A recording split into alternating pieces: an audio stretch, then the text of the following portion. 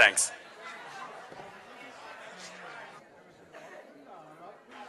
Except the front row, which is reserved.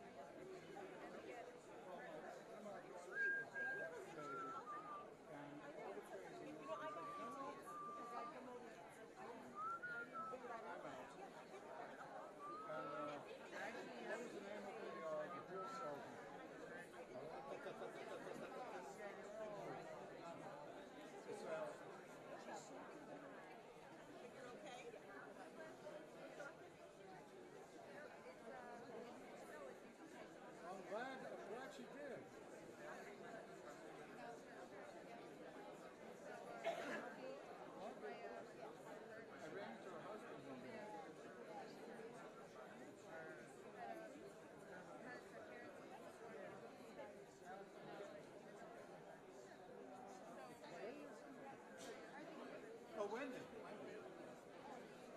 She was only there for several weeks, as she remembers.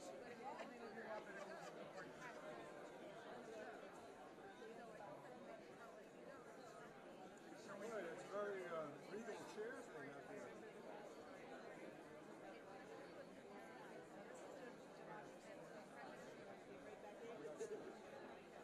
Well, we went to, this is the second one of these we've been to. We went to the one with Rabbi Longstreet. So I know who. Excellent.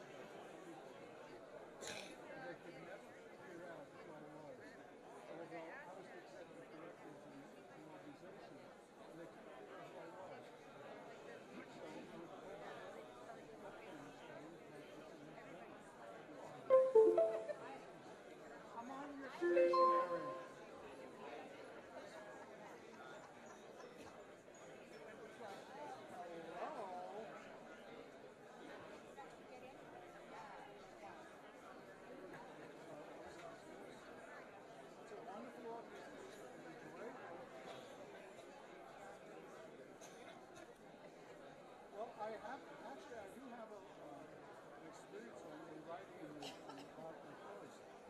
There's some, there's like which is the volunteer police. So I decided to volunteer.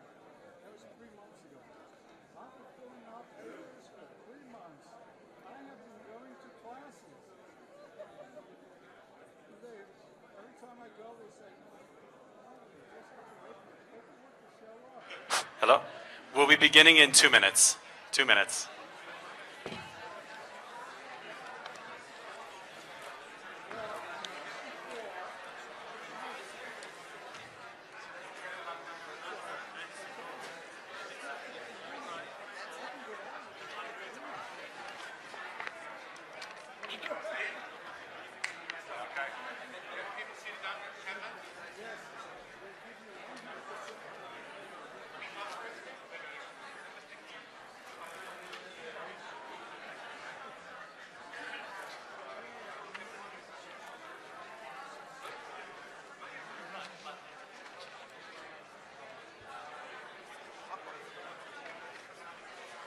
Popcorn.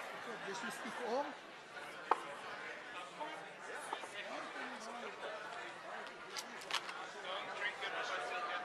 Yeah, I'm not drinking anything. Go back. Okay. Over here?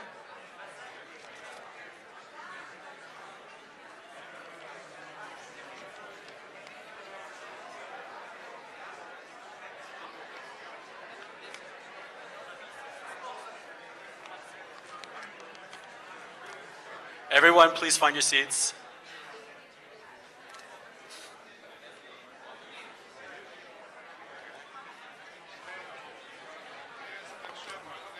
Yeah, we'll need for the next round, okay? Good. Yes. Oh, next will do it right now.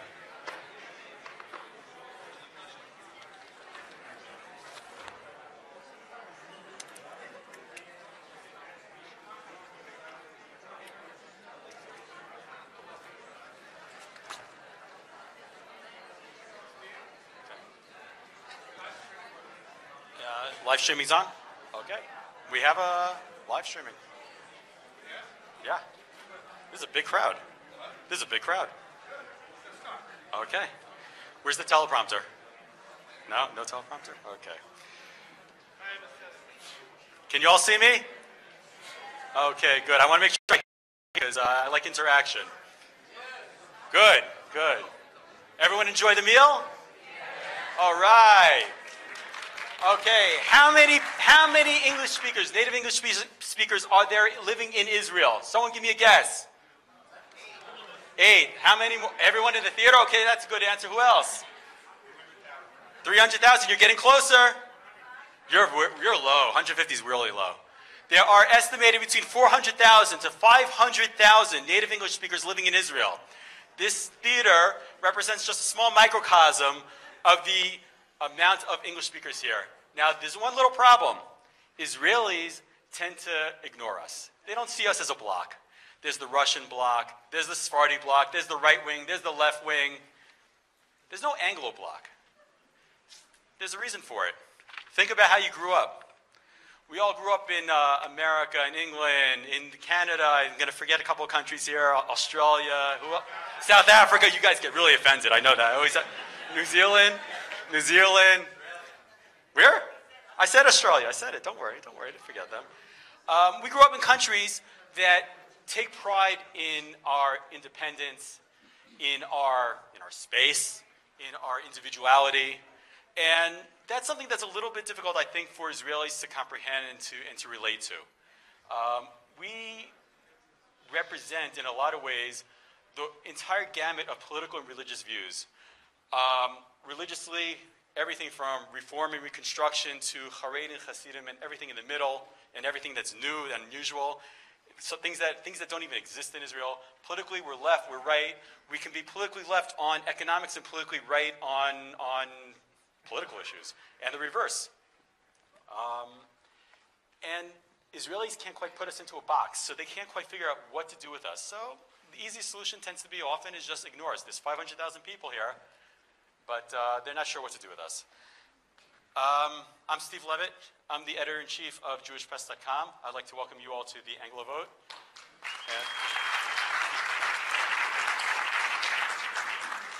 We were a bit nervous when we started this idea. We weren't sure we were going to fill up the theater, but I see we filled it up quite nicely. And I think the food did it, but yeah, whatever it takes. Before we begin, I just want to thank some of our partners who helped make this evening possible. To begin with, I want to thank IMP Media. Okay, wait a minute, I didn't finish yet. You don't know who they are. Mr. Gidon Katz, where are you? Gidon? Oh, there you are, up there. Give a wave, another wave. Okay.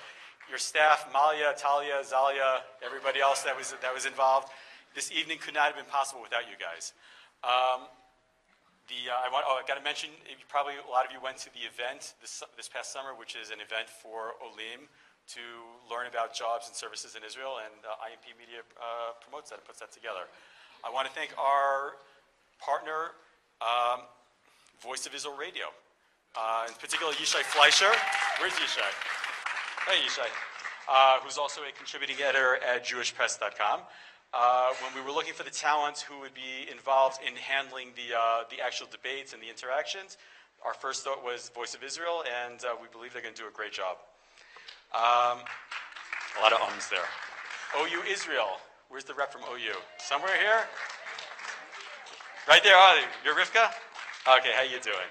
Okay, you're going to be speaking a little bit later for a couple of minutes. Torah tidbits, of course. That's how we help get the word out. Janglo. You here? There you are, Zev.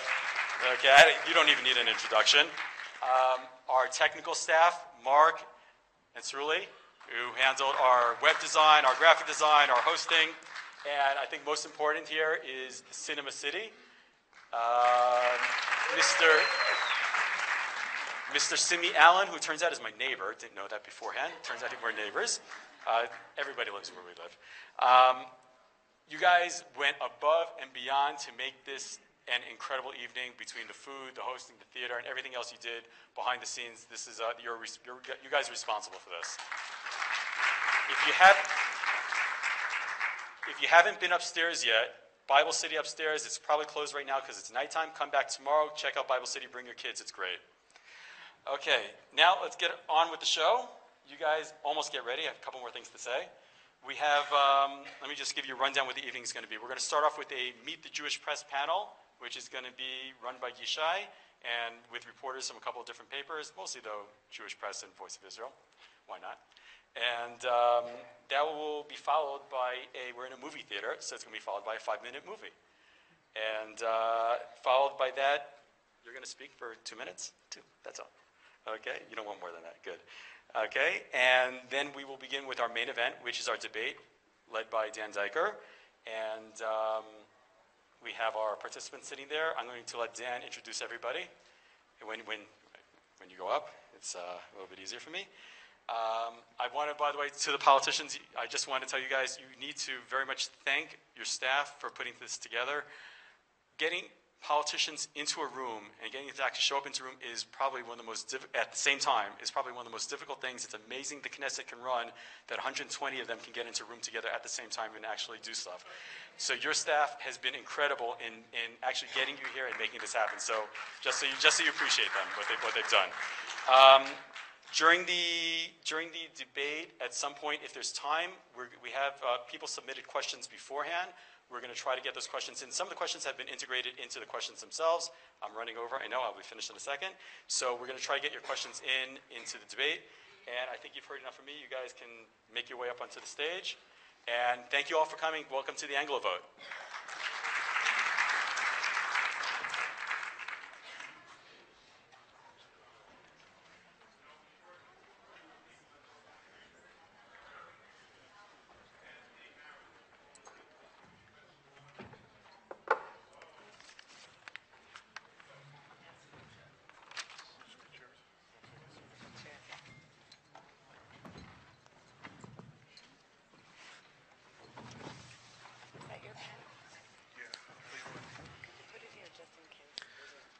Shalom, everybody, and welcome to this beautiful venue. This is not the old-style venue. This is a new-style venue for the Anglo Vote, and I want to welcome all of you to this important event where the Anglos of this country are going to help decide the future of this country. My name is Yishai Fleischer. I'm contributing editor at JewishPress.com and also the director of programming at Voice of Israel. And before we start, just a few words. What is it that the Anglo Vote brings? I think that one thing that we can really say is that we bring a sense of excitement and civic responsibility. In a lot of ways, the people in this room are not cynical. You chose to come to this country. You chose to come to Israel from some successful Western country, if it's America, Canada, or the others. You decided to come and make a difference. And that's why you're in this room tonight, because you're not cynical. And a lot of Israeli society today, and you'll see in the movie as well, there's a lot of cynicism out there. There's a lot of doubt. And I think that the people in this room bring that sense of excitement and civic responsibility, and I commend you. And I think that we're all excited about the holiday of Purim. And if you recall that Purim is also about killing Haman, destroying Amalek, boo, right? And Amalek, one of its intrinsic characteristics is doubt. And if you would transpose doubt to modern language, it's really cynicism. It's a kind of sense like, no, it's not a big deal. But the people that are in this room didn't just come from the nice little buffet downstairs, but you came because you care about this country. You want to vote for its future, and I applaud you. Speaking of, thank you. Speaking of non-cynicism, I want to thank the Jewish Press, which is the largest independent Jewish newspaper in the United States. The newspaper was a pioneer in Jewish journalism back in the old country, and now JewishPress.com is reaching new audiences all around the world, and especially here in Israel. I want to thank David Schwartz and Stephen Levitt for doing all this great work to get us connected to the story, the Jewish story and the story of Israel. We have an awesome panel of bright and active people who are making a difference all the time. Let me introduce them to you. There's Ruthie Bloom. You've heard her name. She is editor at voiceofisrael.com, a twice-weekly columnist for the English edition of Israel Hayom. Her column appears regularly in the Jerusalem Post, in Algemeiner. She's the author, most recently, of To Hell in a Handbasket, Carter, Obama, and the Arab Spring. That's really Ruthie right there. Just that title is Ruthie. Next to her is Matt Solomon. He is the opinions editor and op-ed columnist for Jewish Press Online Edition. His articles appear around the world in various magazines and newspapers internationally. He was the director of I Vote Israel, Israel's leading voter registration and information program for American citizens in Israel during the 2014 U.S. midterm elections. Matt, thank you so much. Next to him, Jeremy Sultan. He is a veteran Knesset insider, campaigner, political activist. I met him a few years ago, and since then he's been a close friend. He is a regular contributor to Voice of Israel. He is also a local municipality politician and is one of Israel's top poll analysts. He has a blog that's one of the only English-speaking blogs about the Knesset. It's called KnessetJeremy.com. He's reprinted in various newspapers because his poll analysis is key. He has been published in the Daily Beast, France 24, Washington Post, BBC, Al Jazeera, and others. Wonderful. And finally, a newcomer to our scene here, all the way from beautiful England, is our good friend Raoul Woodliff. He is Voice of Israel's political correspondent. Raoul has been in the Knesset for a while. He's worked for Knesset Spokesman's Department, the Foreign Diplomacy Office, as well as serving as a public relations staffer to the Foreign Policy Advisor for the opposition chairman. That is a big title. He worked previously for Dow Jones, Newswire, reporting on the EU, and also an aide to Lord Janner in the UK House of Lords. Ladies and gentlemen, please welcome our esteemed panel. The format is simple. I ask questions, you guys start to answer, and we'll discuss, and this is meant to be an educational panel. So my first question to you is, before the election, most parties pay lip service to the Anglo Vote. How important and unified is this voting bloc? How large is this bloc? Are there issues in your mind that are distinct to the English-speaking public? We'll start with you, Ruthie. Pick up your mic and tell us what you think. Too bad you started with me. I'm better at arguing with other people. There aren't specifically Anglo issues per se, but people from English-speaking countries are used to treating our politicians as employees. And when we make Aliyah, when we move to Israel, we discover that the politicians here think they're our bosses. And this is something I think that we can contribute greatly in changing. It's an uphill battle. We're used to, from our countries, as you said, America, Canada, and the others, we're used to demanding standards as consumers and as voters. And that, I think, is what makes us a special constituency, even though we come from different backgrounds. Matt? Amplifying something Ruthie said, from the Anglo countries, we're accustomed to representational government. So we can identify who our representatives are, commend them, complain to them. There's an address to which we can address our points. Here in Israel, they represent the entire nation, which has its pluses, but it also leads to a certain anonymity. And we do not necessarily get the attention to detail because no one's directly accountable to any particular area. And that is the inherent problem in the system here. I think as Anglo voters coming from a democratic background, perhaps we're a bit spoiled. We came here by choice and we may have expected things to be the way they were back in the old country. Well, it isn't exactly. There are, again, pluses and minuses. But hopefully we can influence the politicians of Israel to be more directly accountable to the voting public. Just a follow-up question. Is that a pipe dream or is that a reality? Like, are we going to be able to influence this esteemed crowd? Are we going to be able to influence those politicians? Well, look, we've got more people here in the seats now than 50 Shades of Grey, so I think that we have a lot of people who are in favor of seeing changes. Also, in fairness, there's absolutely no shyness amongst the Israeli parties in seeking out funding from American, British, other Anglo sources. They want American money. They want Anglo money. There has to be a two-way street in this. I believe in an open market economy. The best ideas should prevail. So I don't believe it's a pipe dream. Do I think it will happen in this election or immediately? No, but I think that there will be change, and I think we're seeing this even in terms of the election process here and the quality, at least in the presentation, if not the message, the presentation that we see from the various parties. Jeremy, is there an impact that English-speaking Jewry has had in this country? Do you think that they're more aware now, the politicians, of Anglo issues or the way we see things, the way we want to see things? I think that one thing that the politicians are noticing is that there are more and more English events. There are more and more events in which there are requests for stuff exactly like this, Anglo panels.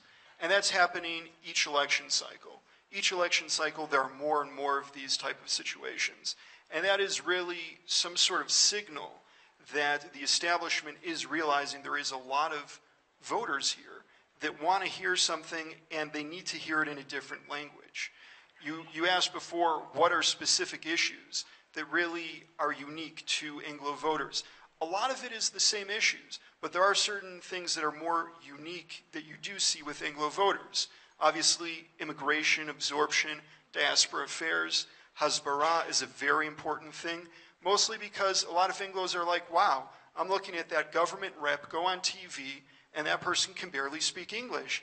I'm sitting here in my living room and I can do a better job defending the state of Israel than the person who's out there doing that right now. At the same time, there are a cadre of new politicians, if it's Prime Minister Netanyahu, if it's Bennett, if it's Bougie Herzog, who are speaking English well and are getting out there and kind of representing in the global arena in English very well. Yes, they are doing that overseas, but they're not doing that as much internally. And what we're talking about today is the Anglo Vote. We're not talking about the American donors that they're trying to wine and dine when they need to run an election campaign here in Israel.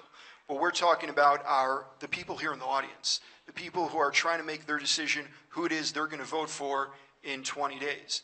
And the people in the audience here have, on one level you can say, yes, they're a distinct block in which, yeah, they all speak English. They're all listening right now to a panel in English, and that really unifies them. but they also have an array of different issues that are very important to them. And if the voters do not hear the messaging from the parties in their language, they're just not going to vote for that party. We're going to talk about messaging in a little bit. Raoul, Anglo voters, and you come also from a little bit of a British background. How do you see this bloc? Is this a bloc, or is this just the people that speak one common language? Well, I hate to disappoint you and maybe some of the people here, but there isn't an Anglo bloc or an Anglo vote, because there are a vast range of different opinions within the Anglo community, and there should be.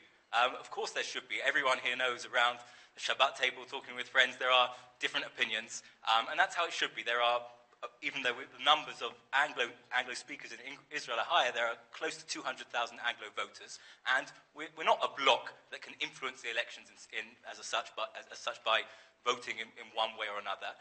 But just as every individual person can't necessarily change the way the vote goes out on their own, they can speak to friends, they can speak to family, they can influence 10, 20, 100 people.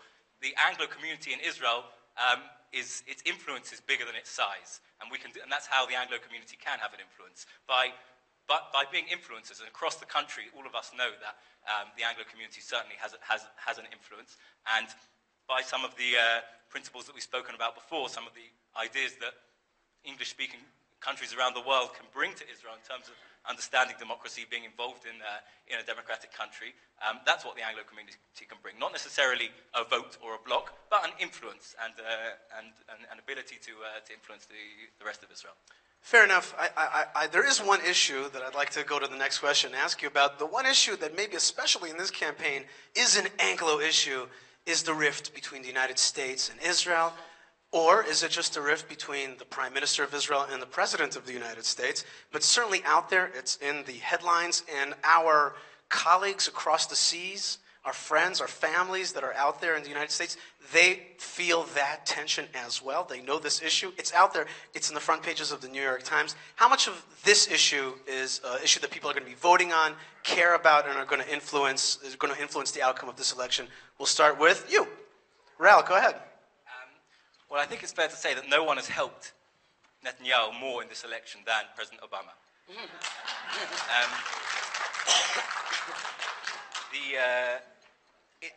Whether in Israel, whether it's when Israelis perceive a president who, rightly or wrongly, is seen as hostile towards Israel, and they see a prime minister fighting that, it seems to work in the favor of the prime minister.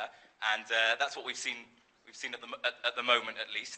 And that's maybe the reason we also haven't seen a real strong campaign against Netanyahu's planned speech to Congress from some of the other parties. We've of course heard criticism, but there hasn't been the focus of the campaign, because, at least according to traditional polling, it seems to strengthen the prime minister when he's seen to be in this sort of battle.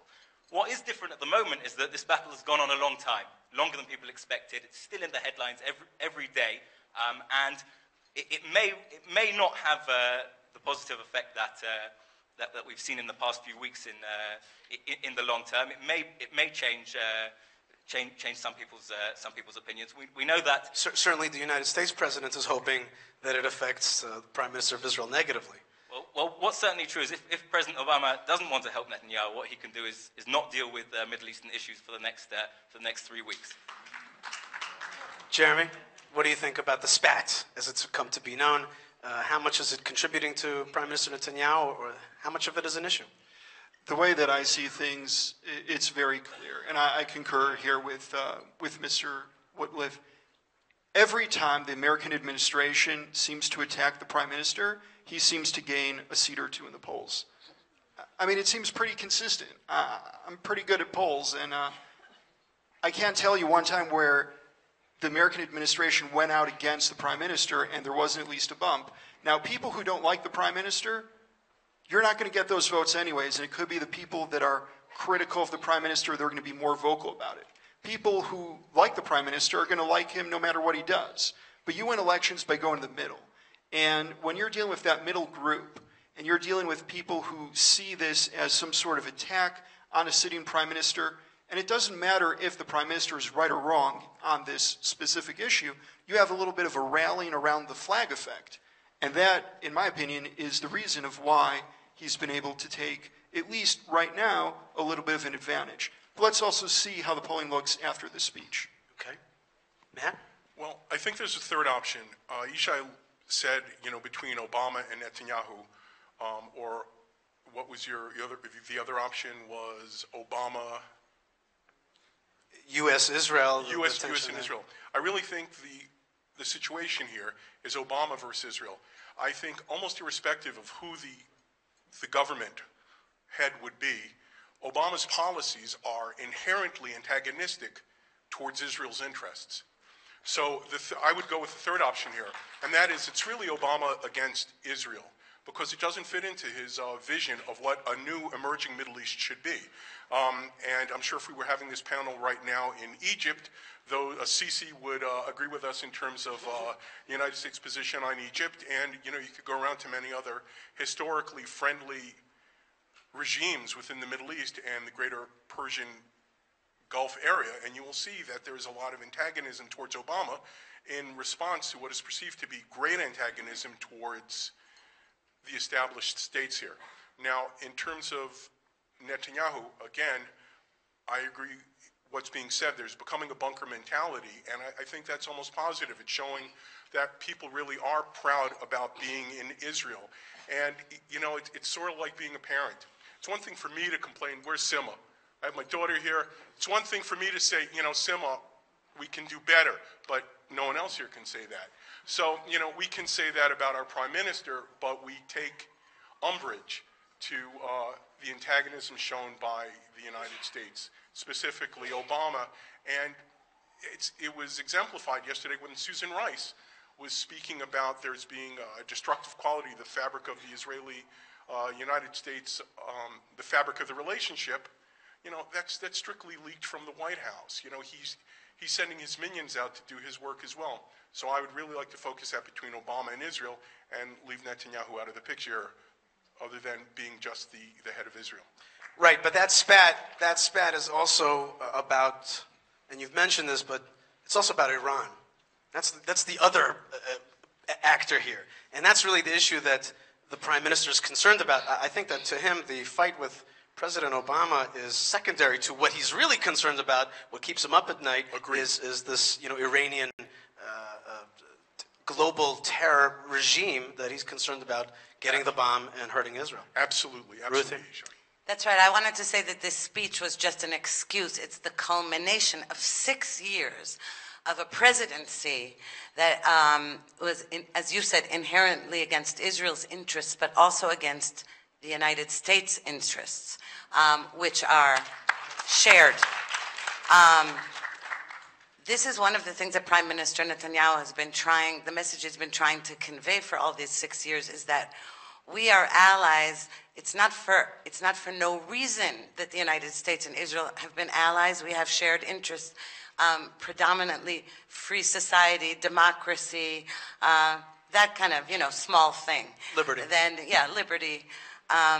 President Obama, from the very beginning, made it his duty and his mission to do outreach to the radical Muslim world. I didn't say the Muslim world, the radical Muslim world. He sided with the Muslim Brotherhood against Mubarak in Egypt. He is on the wrong side of every issue that has to do with where the free world is against the Middle Ages, Dark Ages world. And this is why Israel is bearing the brunt. But make no mistake, it really doesn't have to do only with Israel. And Prime Minister Netanyahu's detractors are mistaken. They're perfectly right if they want to. Israeli voters have every right to criticize Prime Minister Netanyahu for internal politics, but to accuse him of being in any way at fault for this so-called rift, it's a misnomer. It's not a rift. Obama made it his mission to do this from the beginning, is completely unfair to the Prime Minister. And no matter who was heading the government of Israel, as you said, this would have been a problem. Now, the question is, if you paid attention to how I framed the question originally, I asked whether this is going to impact voting patterns. And, there's a lot of people here that have very strong opinions about Prime Minister and Obama, that rift. But the question was, do Israelis care? And that's I guess the way I'll form the next question, which is, what is this election really about? Is it about security things? Is it about a Palestinian state or fighting with Iran or dealing with that issue? Is it about big security issues, or is it about economics? About the gas in your car, the house that your kids can't afford, the price of cottage cheese, the welfare of this country and its schools and its police, in all of the social fabric of this country that we know needs so much fixing, the environment. What is this election really about? We'll start with you, Ruthie. I think that every single election, we always say that it's about the economy. We say, it's the economy, stupid. We say, yes, security, but we can't pay our rent, we can't buy an apartment, our children are going to Berlin because of the Milky, whatever. And in the end, no matter what we say, and it's not that we don't mean it, the security and defense issues always take precedence, including among our politicians. I will not mention any names, but we had the most social welfare candidate who ended up being taking the defense ministry in 2006. He was our defense minister during the Second Lebanon War, when his whole platform was social programs and welfare. In the end, it's not only we, but our candidates also go straight for the defense, security and defense issues. I think when we look at the platforms, it really breaks down to two approaches. And one is right of center seems to be dealing with certain issues, and certainly those issues are more tilted towards the existential issue of Iran, of the Lebanon border becoming hot right now, which is through Iranian proxies. And I believe that the typified by V-15 coming into Israel and truly meddling where they have absolutely no right to be, we see that the left of center, I don't mean to make this so partisan, but with V-15's interference or attempted interference in the election, it doesn't bespeak a platform. It bespeaks more like anyone. Their defense was anyone but Bibi. So basically, everyone in this auditorium, everyone on the platform here, is eligible, according to V-15's definition, to be running for Prime Minister of Israel. I'll vote for you if you vote for me. But that is not a platform. That is not an issue-oriented position. That is a nihilistic approach to government. And so I think that what we see here is that there are a few parties, and I had a compelling conversation earlier with Mr. Perry about this. There are platforms being proffered more by the right, and I think the left is just so anxious to come back into power that they're looking to tear things down by offering empty statements, but rather ad hominem attacks. Jeremy? There seems to be a disconnect between what the polls are saying and what the news cycle happens to be. The polls are showing us that domestic issues are definitely the main issue that Israelis care about. Yet we see the news cycle, as you mentioned in the previous question, is talking about the Prime Minister's upcoming speech. We're talking about Iran. We're talking about all of these security and diplomacy issues. So it could be that there's a certain interest for certain parties for that to be the specific topic. It could also be that even though people say that it's domestic issues, there's some subconscious that keeps bringing them back to that security type atmosphere.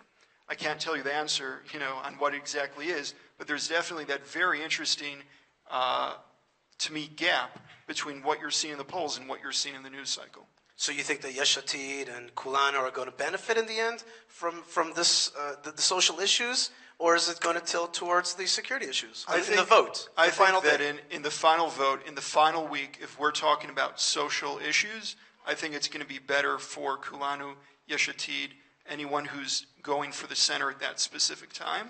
But if you look at the timing of the speech and the aftermath of every party that's probably going to be discussing what happened during that speech, I think it could actually be focused more on security issues. Real? Well, there's really a fundamental problem, which is many people distrust politicians. A recent Israel Democracy Institute poll in January said that 62% of the Israeli public think that politicians don't care what the people on the street think. And we've seen in this, if we look back in a few years' time at 2014 and the breakup of this government, it would be very difficult for us to put a finger on why this government broke up. Was it the Israel Hayom bill? Was it the Jewish state bill? Was it the end of the 0% tax plan by Yesh Atid? It's very unclear, and for that reason, it's also unclear what these elections are about.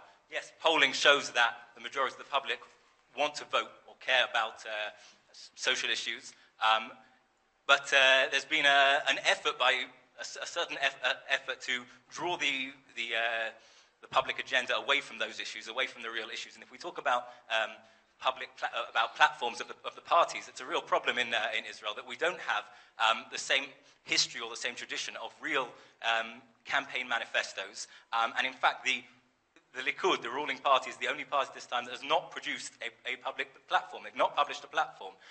And for a journalist and for someone that's being, voting in a democratic system, it's very difficult to understand what a party stands for when they don't produce a platform. We've seen platforms from the other parties, but there's certainly been an effort from some to draw the issues away from the main.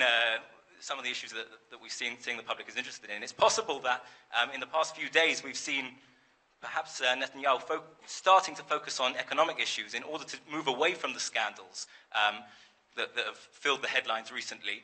At some point it seemed like that might have benefited him so that we didn't have to talk about the real issues. But now it's possible that we are moving towards economic issues, and maybe that's a success, so that the real issues can be spoken about. I want to thank the esteemed panel. In the interest of time, we have to finish. Ruthie Bloom, Raoul Woodliff, Jeremy Sultan, Matt Solomon. I was going to ask one final question about cynicism in the Israeli voter, but we're going to let the following short film answer the question.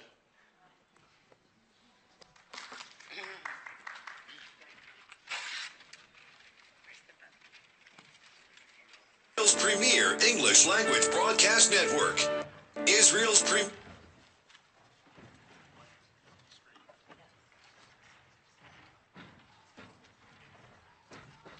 language broadcast network. Voice of Israel, bringing Israel closer. This is Molly Livingstone for Voice of Israel. With just a few weeks away till the elections, who are people voting for? We've come to the city center of Jerusalem to find out. Upcoming elections, Bibi? Meretz? I think I'm going to vote to Meretz. Herzog. Naftali Bennett. I think Herzog. Not Tipi, not Bibi. Bibi. Bibi, I'm looking for you. Yair Lapid or Kachon? For Lieberman. Why? Lama? Because he's Russian. Are you voting in the elections? Yom HaBachirot Da. Who are you voting for in the upcoming elections? What? Lechi? No. Kachi? Who? Zippy? Bougie? Zip, never. Bibi? Bougie? What about Zippy? What about Bougie? What about... No. Bibi? Zippy? Bennett, maybe. Who are you going to vote for in the upcoming elections? No, I don't understand. Me neither. I am confused as well. You know when election day is? The 17th of March. Oh, you're the first one. Who are you voting for? Alei Yarok. We need legalization. You just want marijuana to be legal. Yes. To green, איך אומרים את זה? עלי ירוק. עלי ירוק. Why? Why is everyone voting for them? Are you voting for Bibi or are you a Zippy kind of man? For right now, I think Bibi is good for the security. Here's Bibi, here's Bougie and Zippy. Yeah. So how can you be deciding between those two? The legalization for cannabis mostly. Better for the state, all the police and the taxes, everything is going to be better. You want police on drugs? What? No. 1 wink for Bibi, 2 for Zippy. Bibi. Who are you voting for? Who are you voting for? They what? Don't worth it. They're not worth it, she said. Gimel. Gimel. Lama? חרדי. הם עושים לתורה, בשביל התורה. Who are you voting for? Bibi. Bibi? Bibi. He's a gever. 1 wink for Bibi, 2 for Bougie.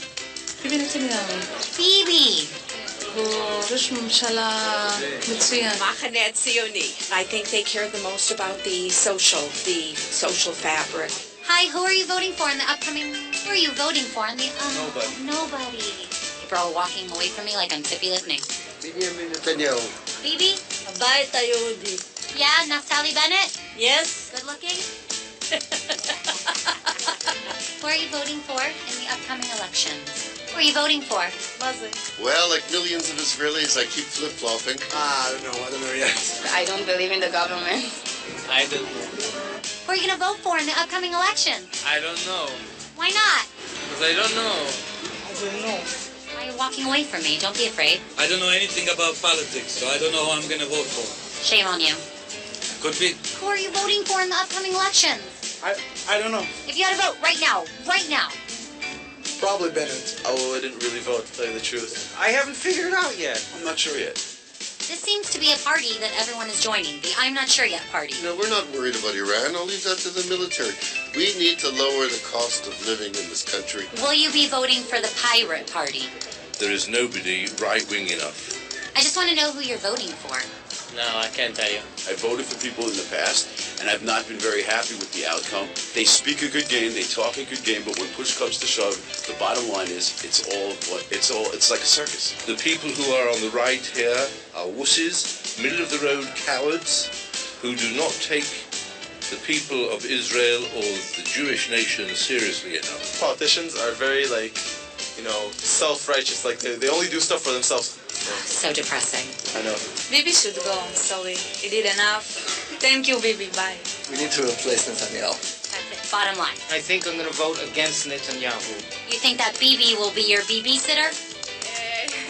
I would never vote for Bibi. That's on record. Gil Zohar. You want my Teudat Zahut? I'm still not sure about it. Maybe some, What is that? You're going to snort something? Okay, close your eyes. Okay, think of like an ocean, you're relaxing on the beach, and then this person comes out of the water. From which party is this person? Who is it? It's definitely not Zippy Livni, it's definitely not Herzog. Is it Naftali Bennett in his hipster outfit coming out of the beach with the water? I don't know, the truth of the matter is, I've become extremely jaded politically. We need one group, one big group, so we can change things. And for good morale in the country, we have to be one people and care about each other. God, that was beautiful. My only word would be vote. It's really important. Okay. Wow, we sure did hear a lot of different answers today. A lot of people seem uncertain. But one thing is for certain. Falafel will always taste delicious. This is Molly Livingstone for Voice of Israel. Voice of Israel, bringing Israel closer.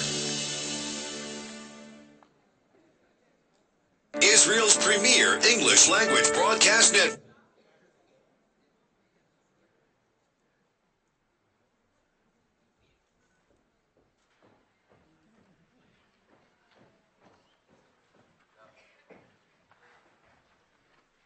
Okay. On behalf of OU Israel, my name is Rivka Siegel. I'm the Director of Programs at the OU Israel Center. And I would like to congratulate Gideon Katz of IMP Media and Stephen Levitt of the Jewish Press for putting together this very important event this evening for the Anglo community here in Israel. As I'm looking out here at the crowd, I thought I was going to tell you about the OU Israel Center and the OU Israel, except you're all part of our family already.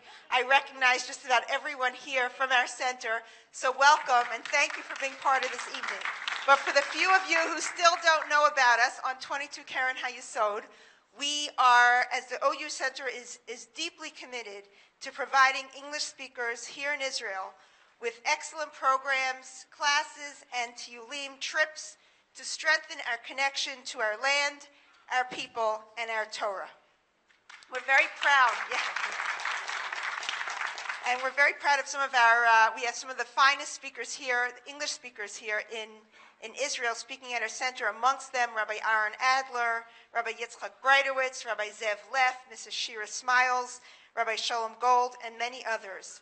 And just like you're here today to prepare to be more educated for the elections, we encourage you to come to the OU Israel Center to be prepared for the Chagim, for every Shabbat, for every single day, to be more knowledgeable and more excited about what the Torah offers us, Eretz Yisrael offers us, our people offer each other.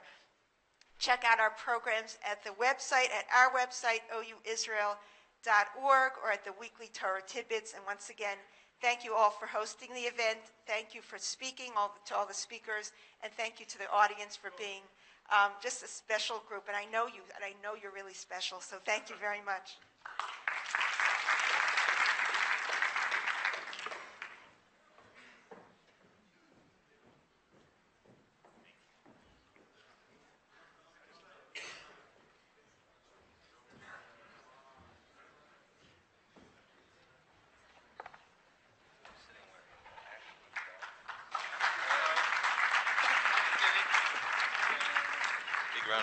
Big round of applause. Ladies and gentlemen, welcome to the debate, the Anglo Vote. My son just sent me a text saying, "What movie theater are you in at Cinema City?" I said 2. He said, "What movie is playing in that theater?" I said, "The Anglo Vote." I've never heard of that movie. So I said, "I'm buying popcorn." He said, "Is the movie okay for children under 13? Ashley Perry? So. It is. So actually, this is called 50 Shades of Blue and White, and we're going to have this should really be the continuation of a really fun evening, and we're really lucky to have very, very distinguished members of Knesset and members who are on the Knesset list for the upcoming 20th Knesset. We're going to get right down to business because we had a really good debate and discussion in the analyst portion, and our illustrious and very esteemed colleagues here at the table were very patient in waiting for this debate. I think it's more of it's a discussion and debate. It's an establishing of platforms. Because tonight, ladies and gentlemen, I think that the Anglo communities in Israel, we need certain clarity. I think if I were to ask anybody in this theater, what is the position of the Israel Our Home Party, of Yesh Atid, There Is a Future, of the Zionist Union, of the Likud, or of the Jewish Home Party on 5 major issues, I'm not sure, including Iran, including the Palestinian issue, including the economy, particularly the comptroller's report that was released just a couple of hours ago on the extraordinary rise in housing prices and other difficulties with our economy, as well as the 5th issue, which is the really tense relationship between religion and state in our free Jewish and democratic state. I think everyone would be hard-pressed to say what are the positions of our very distinguished panelists here today. So I think what we're going to do this evening is to ask our distinguished panelists to be very clear and to help us understand what specifically are the positions of your party on these 5 major issues that we outlined just now. Let me please, ladies and gentlemen, introduce to you our panelists. I'll start with Uri Bank. On the right, Uri Bank is the Secretary General of the Beta Yehudi Knesset faction. Chairman of Tali Bennett recently called him an ideologue who brings with him great political experience. He grew up in Chicago, made Aliyah with his family when he was 12, remained in Israel after his family left a few years later, and he became a tank commander, even as a lone soldier from the United States.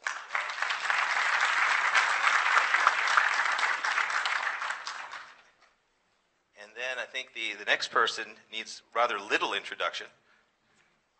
Dr. Zev Binyamin Benny Begin is an Israeli geologist, former member of Knesset, if we could, a minister in 2 former governments, and he was brought back to the party recently by Prime Minister Benjamin Netanyahu and offered the 11th slot on the Likud list. And we move to Hilik Bar.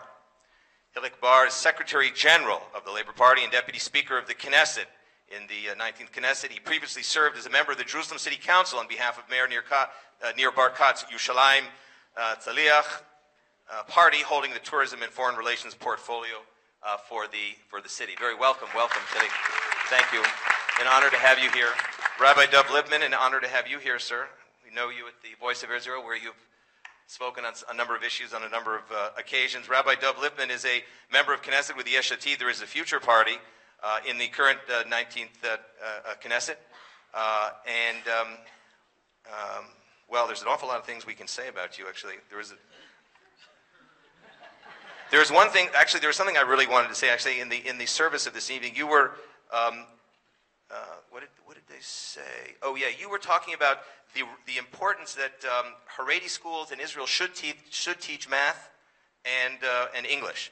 And then someone called you a wicked apostate for that position, which I thought would be important for people to say. I think we should all be wicked apostates if we advance as you have the need to teach math and English in schools. Rabbi Dov Lipman. And then finally, Ashley Perry. Ashley Perry, who actually, I think Ashley Perry's had every important job in his party faction except being yet to be a member of Knesset, and now he's on the list in a very respectable place on the Israel Our Home list.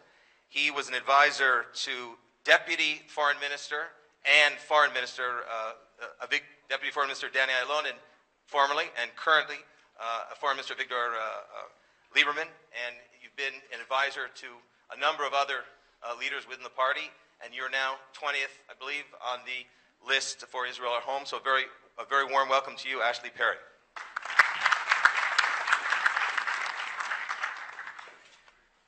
Ladies and gentlemen, I think tonight is, as we said, is an evening of clarity, and I think we're all, as Anglos, English-speaking citizens of Israel, in various communities, because as it was said just earlier, we're not one block. We represent really the spectrum of political ideas, of religious observance and ideas, and we come from countries that respect those ideas and empower us to lead according to the tradition and power of our beliefs. And I think that's why we're here tonight, to hear a very healthy and robust battle of ideas. We are very invested because we have paved a long road in leading Israel over the last 7 decades to be a free, democratic, and Jewish state. Let's remember many Anglos that established Israel and fortified Israel, including former Prime Minister Golda Meir, former Foreign Minister Abba Eban, former Defense Minister and Foreign Minister Professor Moshe Arens, former President Chaim Herzog, former UN Ambassador Dori Gold, former Ambassador to the U.S. Michael Oren, the former Governor Bank of Israel Stanley Fisher, the former Mossad Director Chaim Levy, the current Israeli Ambassador to Washington Ron Dermer, the member of Knesset Yaakov Lippman, and of course, our very own this evening, our very own Rabbi Dov Lipman. So we have made a substantial contribution to this country, and I think we should continue to do that, and tonight clearly is no exception.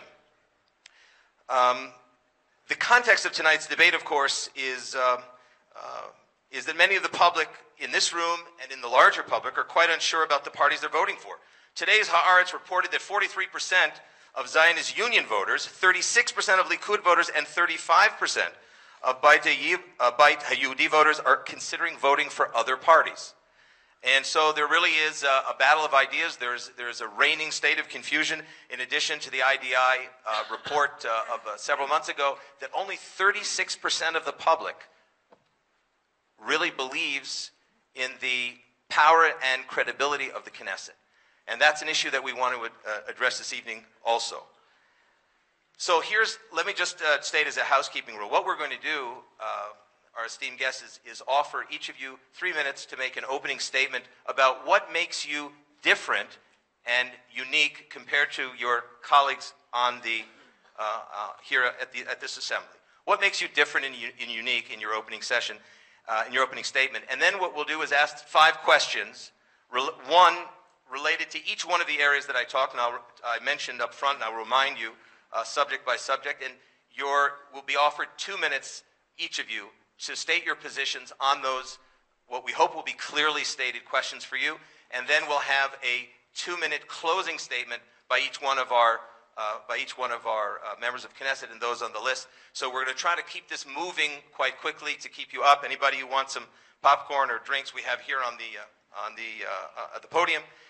And so why don't we just get right into it, because I think that's why we're all here. So let's start. Can we start here? We'll start with Ashley. Is that good for you? Give us a 3-minute, opening anima amin. I believe. why you're here this evening. Why should the Anglo community vote for Israel Our Home, and what makes you different?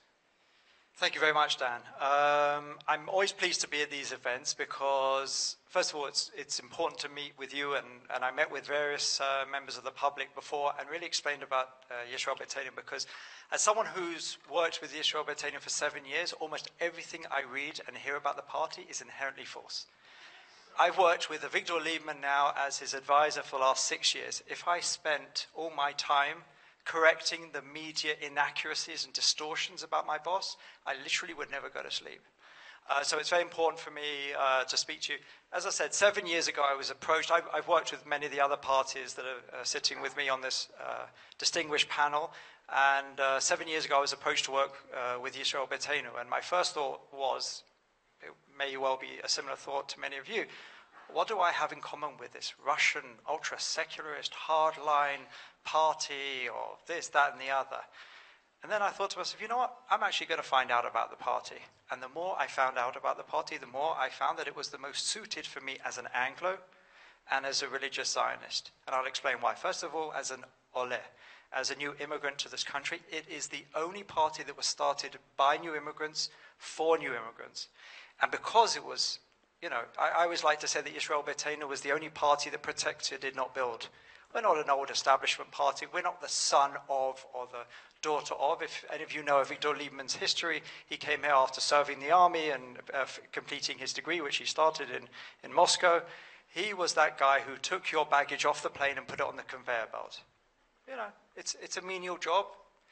Everyone should be proud of their job, but he wanted to do a little bit more. He didn't have a family connection. He didn't have anyone that could give him a leg up. He built it himself, and I think that's something which speaks to us. And that's why it is a party which always holds the banner of Aliyah at the top of its platform.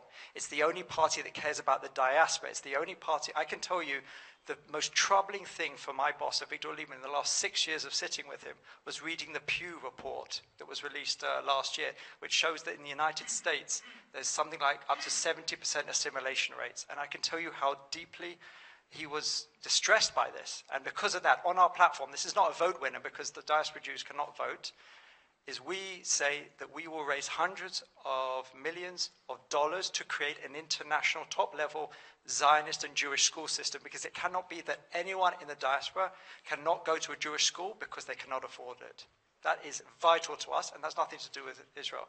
The other side of it is being a religious Zionist. We're the only party which stand up for religious Zionist rights. We're the party which wrote the Zohar law. We are the only party from the beginning to the end who stood by Rabbi Stav to become the chief rabbi. None of the other parties stood with him from the beginning to the end. All of our laws are not anti-religious. I know Avigdor Lieberman, his wife, is Shomer Mitzvot. He's a very traditional guy, and he wants to strengthen Judaism, to return religious national religious institutions to the national religious public. And we are being fought tooth and nail, not just by the ultra-Orthodox, but also some of the other so-called religious parties, which are also basically trying to maintain the status quo. As the party which was created without a sort of establishment element, we can swim against the tide. We can put on the agenda issues which were never put on the agenda before. Any of these issues were on the agenda, like equalizing the burden, loyalty to one state, returning the religious institutions to the religious nationalist public, talking about Israel as a Jewish state. These were all things Yisrael Beitenu were talking about 15 years ago. We are the party which sets the agenda, so please consider us so we can be more than just setting the agenda, we can actually push the agenda forward, even more than we have so far. Thank you, Ashley Perry. Well, eloquently stated. Rabbi Dov Lippman, what makes Yesh Atid unique this evening and going forward towards the 20th Knesset? Thank you for the question. Good evening, everybody. 2 years ago, we in Yesh Atid promised 5 flags as we went around the country, and I want to just report to you where we are on those 5 flags and why you should vote for Yesh Atid. We talked about the Haredi issue in general and integrating the Haredim into Israeli society, something which also has ramifications for religion and state. In March 2014, we passed the legislation that people said would be impossible to pass, which sets out goals per year for numbers of Haredim that serve in the army or national service.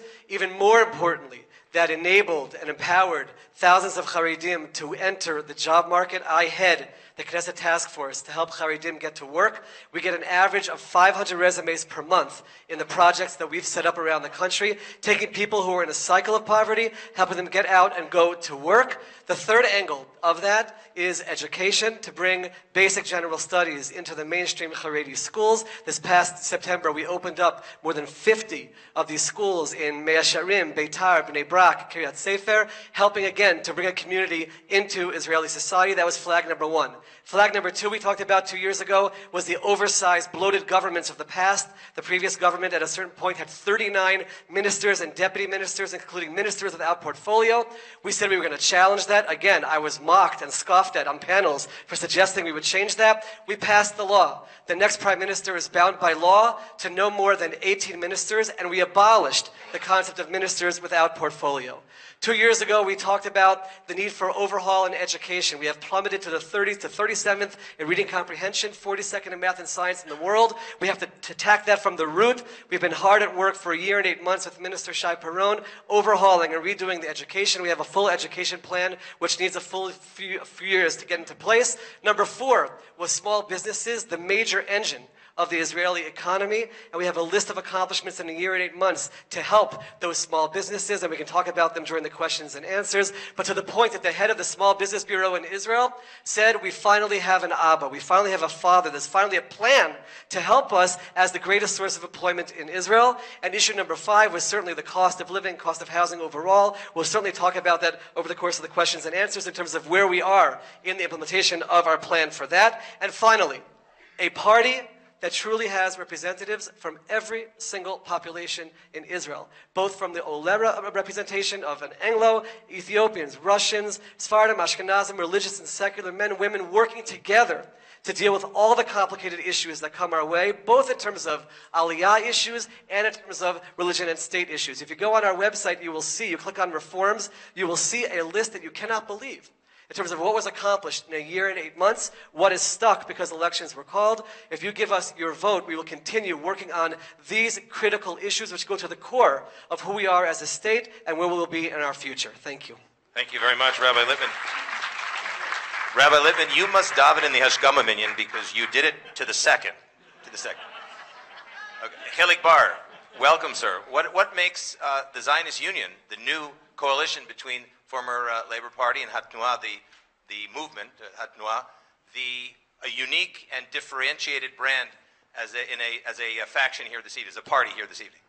Well, first of all, I apologize. Speaking after these two guys with their fluent English, it's not easy. But then, again, we have a prime minister with a fluent English, and our reality is not so bright, so maybe sometimes the broken Israeli English is better. But I will tell you, to your question, what makes us unique and different from Likud, maybe the ultra-right wing in Israel, is that we are in the Labour Party believe in trying to make a change. We believed enough and established the State of Israel. But even after that, we are a party that initiating stuff. Don't afraid to try and fail, okay?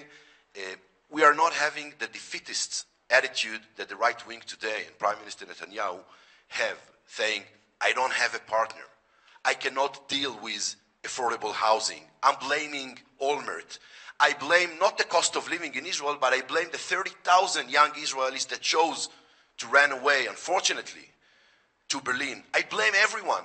I'm just not trying to initiate and not believe I can make a change in every or any angle of life. And you know what? We will not blame anyone. We will try to make a change even if we will fail. And our two last prime ministers, by the way, Ehud Barak and Yitzhak Rabin, sometimes failed because they tried. You know, when everybody spoke about getting us out of Lebanon, Ehud Barak did it. When everybody never believed in peace, Yitzhak Rabin tried to make it and paid with his life. So Labour Party are trying to make a change because being a Zionists and being Jewish is to try to make a better world, a better reality to your own people. Not to blame others, not to have excuses, not to say I don't have partners. Benny's father have much worse and stronger partner than the poor old Palestinian. He had the Egyptians, the almighty Egyptians, okay? And he made them partners. And he brought peace with Egypt. He was a leader. I adore him, although he's not from the Labour Party. But no, definitely. But he was the leader that knew what's good to the future of Zionism. So we will not be defeatist. We will try to change. And by the way, Yitzhak Rabin, affordable housing, huge crisis. You know what he did when there was a affordable housing crisis in Israel? He built, invented the city of Modi'in. This is what leaders do, or at least did. This is what our leaders right now are not doing, and this is what Herzog and us will try to do in the next government, Bezrat Hashem. Thank you, Hilik Bar. Thank you, sir. Dr. Zev Beni Begin, what characterizes the Likud today? What makes them different from your colleagues here this evening at the table?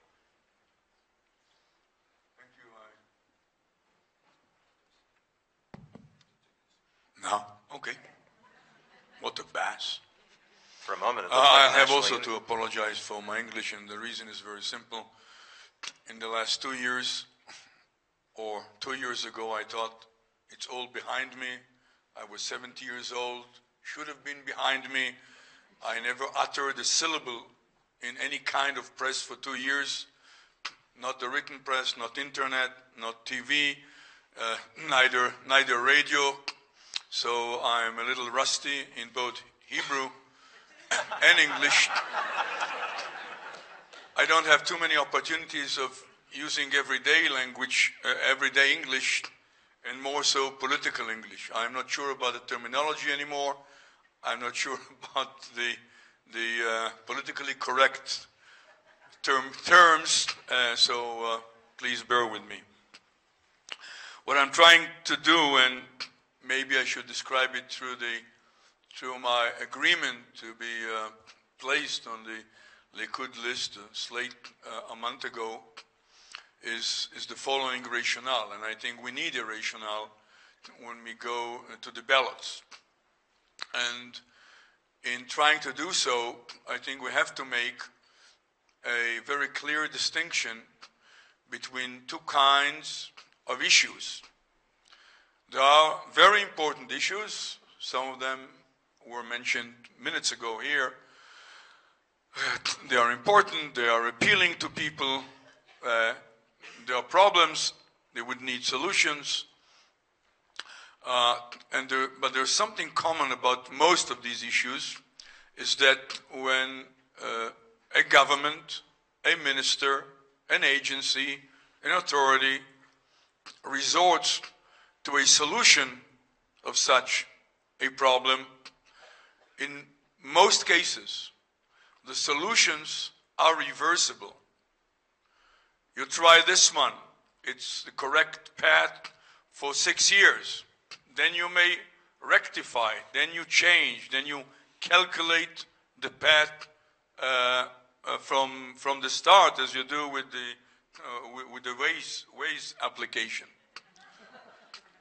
But there are few, but most important issues in the foreign relations and mainly in the security fields that we have an experience, and a bad experience, in that solutions produced for these issues 20 years ago and 10 years ago were practically, actually irreversible, or an attempt to reverse them, to start afresh, to rectify a situation, would entail a prohibitive price. It can be done, but the price is very high. And there are two such outstanding issues in our short history. One is the Oslo Agreement, and the second one is the unilateral relinquishing of the Gaza area. In order to rectify the difficulties arising from these solutions, a lot of effort and bloodshed is needed if it can be basically rectified. I am very concerned about the possibility arising maybe from the tie that we see in the polls prevailing in the last 5, 6, 7, 8 weeks, that from my point of view there is a danger, as theoretical as it could be, that the Labour Party, or the Israeli left camp, led today by Tzipi Livni and Yitzhak Herzog, will establish a government, and they will, since I take them seriously, 20 seconds. will try seriously to apply their explicit or implicit plans relating to another chapter, another opportunity from their point of view to get rid of large parts or almost the whole of Judea and Samaria, creating another irreversible step. Since I take seriously their slogans, I take seriously their political statements, I think this danger is looming, and therefore you need the Likud party as a backbone of the next government in order to see to it, in order to assure citizens of the State of Israel that such an irreversible step is not taken, especially in those historical parts of our homeland. Thank you, Dr. Begin.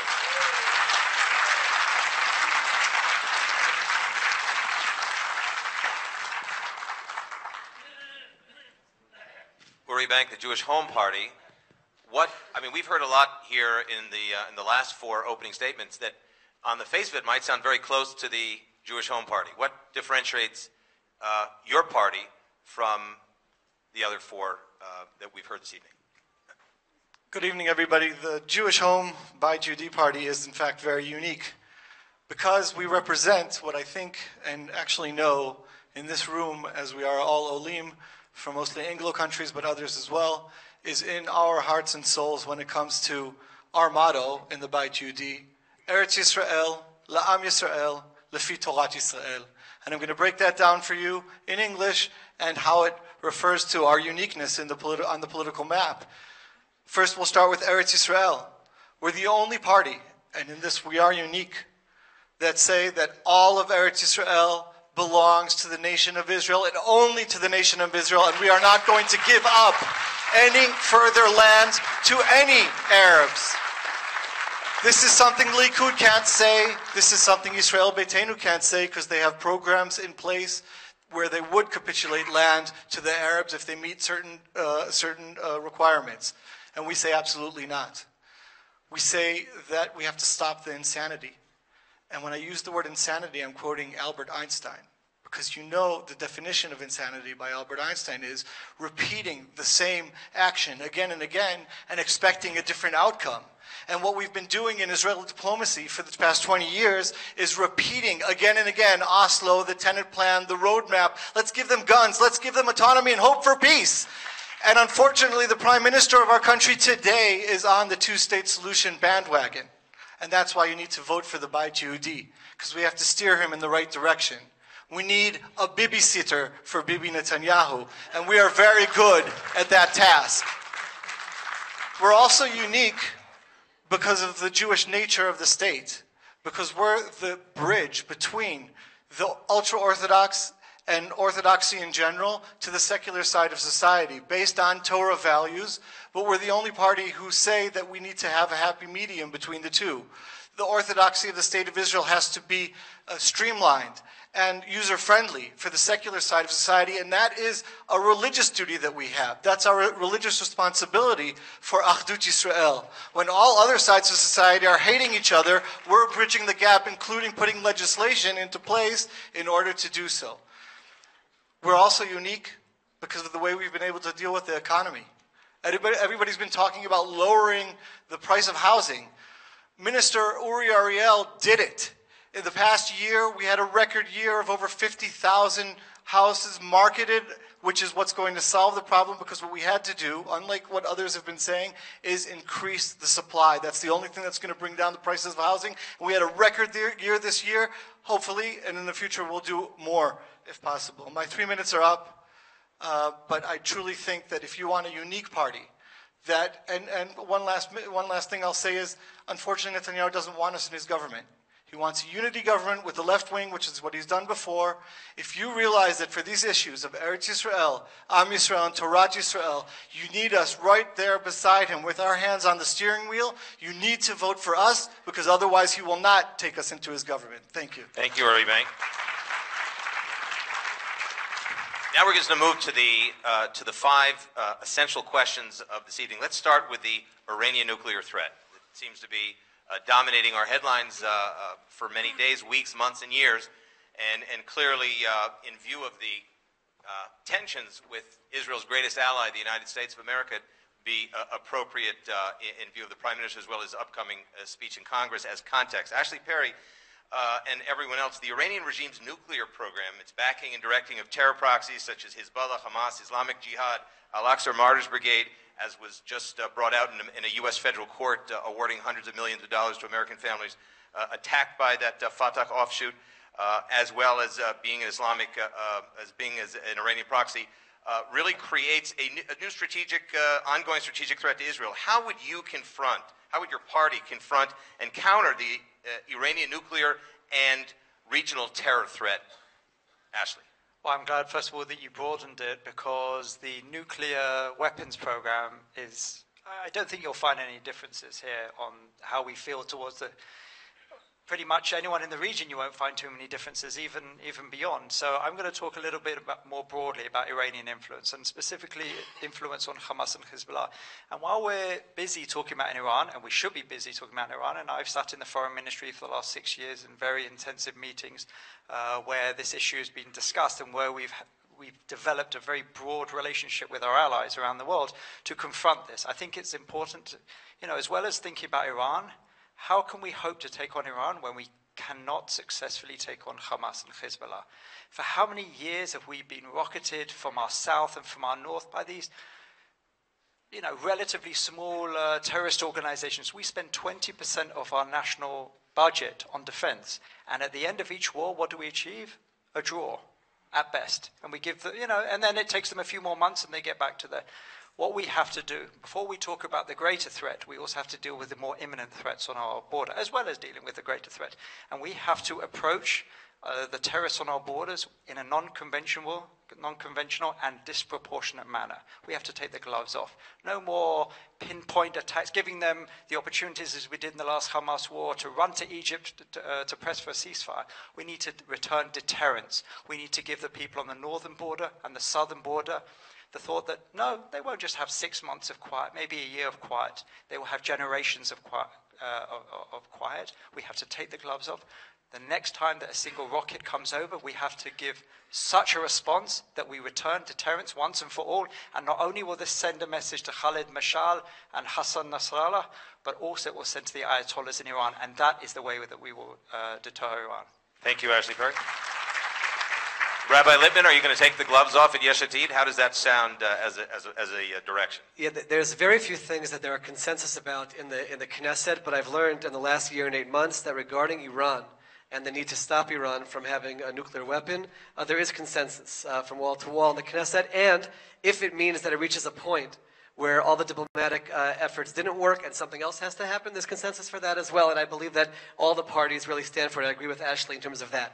However, there are times when leaders can sometimes speak very strong and with a tremendous amount of bravado, and it gets everybody excited and everybody will give them applause, but it actually does tremendous damage to Israel along the way. In the last year and 8 months, I've been involved in diplomacy all around the world, throughout Europe, South Africa, all over, and any delegation that came into Israel, they asked me to meet with them as well.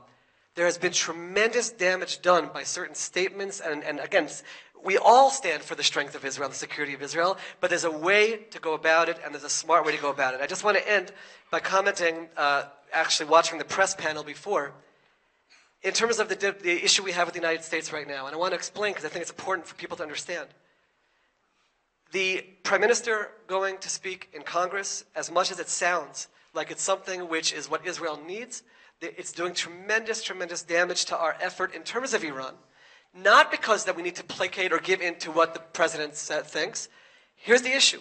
We were involved in an effort to get a 2/3 majority in Congress to be able to overturn the president's veto when Congress would vote for more sanctions. Congress was going to vote for more sanctions. The president said he's going to veto it. 20 seconds. Okay. With 2/3, we could have overturned that, and we were hard at work, congressman by congressman, making that happen.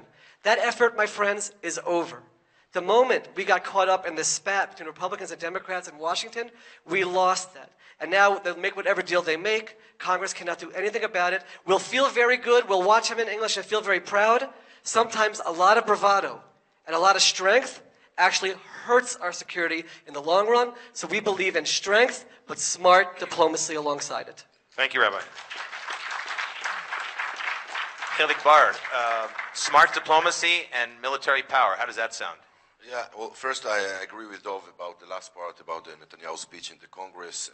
I would love to see him in the Congress in a regular day, and I would love to see him in the Congress speaking on Iran, because I agree with Netanyahu on Iran. At the minute that it breaks something, again, between him and the president, someone here said before, it's the economy is stupid. I heard when I sit there, regarding the Iranian agreement, it's not the Congress stupid, it's the president stupid. And if you are making the president of the US angry on Israel or on you, and will make him in any possible way vote for a bad agreement with Israel, so even the only thing that you, Mr. Netanyahu, did in the last 6 years, and this is Iranian bomb, because he didn't do anything else, even in this you will fail because of your actions. So I would join you by asking him to not go to the Congress and to make a speech in every other place, and then to go to Congress in any other time. Now, no, but you can boo, you can clap. I will tell you not what you want to hear, but what I want to say and what I think will make better Israel for my children. Now, about the Iranian bomb, this is one of the things that we support 100%. Prime Minister Netanyahu, we said it before, Herzog said it, I said it. We support him on not believing the Iranians, by believing that they are fooling the world, and by fooling the Americans. And I remember an American president knocked on the table and said, North Korea will not have a nuclear weapon, and boop, they did. So we shouldn't believe the Iranian, who are worse than the North Korean. We are agreeing with Netanyahu about Hamas, Iran, ISIS, Daesh, all these crazy barbaric terror organizations. But where we are different from Netanyahu on these issues, we in the Labour Party split the Arab world and the Palestinians to two parts, generally two parts. Those who want to live here next to us, and they exist, my friend. There is pragmatic Arab world and there is pragmatic Palestinians. And with those who want to live here next to us, we should do everything in order to talk with and try to reach an agreement. The other part, and this is Iran, Hamas, ISIS, Daesh, is those who want to live here instead of us. And with those who want to live here instead of us, we should speak only in the language of the IDF and our brave soldiers of the most moral army in the world. There is no other language with them, and on this we are agree with Netanyahu. Thank you, Hilik Bar. Dr. Begin, what is your view about the Prime Minister's approach to Iran, and what will you do in the next Knesset on this issue? What a miracle. I should remind you that in the last 10 years, and up to maybe a year or two ago, everyone agreed that Prime Minister Netanyahu exaggerates, that he inflates the issue of the Iranian threat, that he does it in order to evade internal issues, that there is actually nothing there. P1 plus 5 agreed only several years ago that there is nothing like a weaponry or weaponizing program in Iran. That's what it was common knowledge. And suddenly, everyone agrees. Here at home, the whole spectrum. Thank you very much, Hilik, for your support. And Mr. Herzog. It was not there. And there was almost one person who carried the banner, who carried it high, who warned. And suddenly it becomes a kind of a common language for everyone. I think it speaks highly, not only of the far-sighted ability of the Prime Minister, but also It speaks highly of his courage to stand there almost alone and say, ultimately you'll see, these guys are a menace not only to Israel, but to the whole world. I think that people should be cognizant of the new developments on the ground. On the ground. Literally. The old borders in the Middle East have actually been erased in the last 2 or 3 years.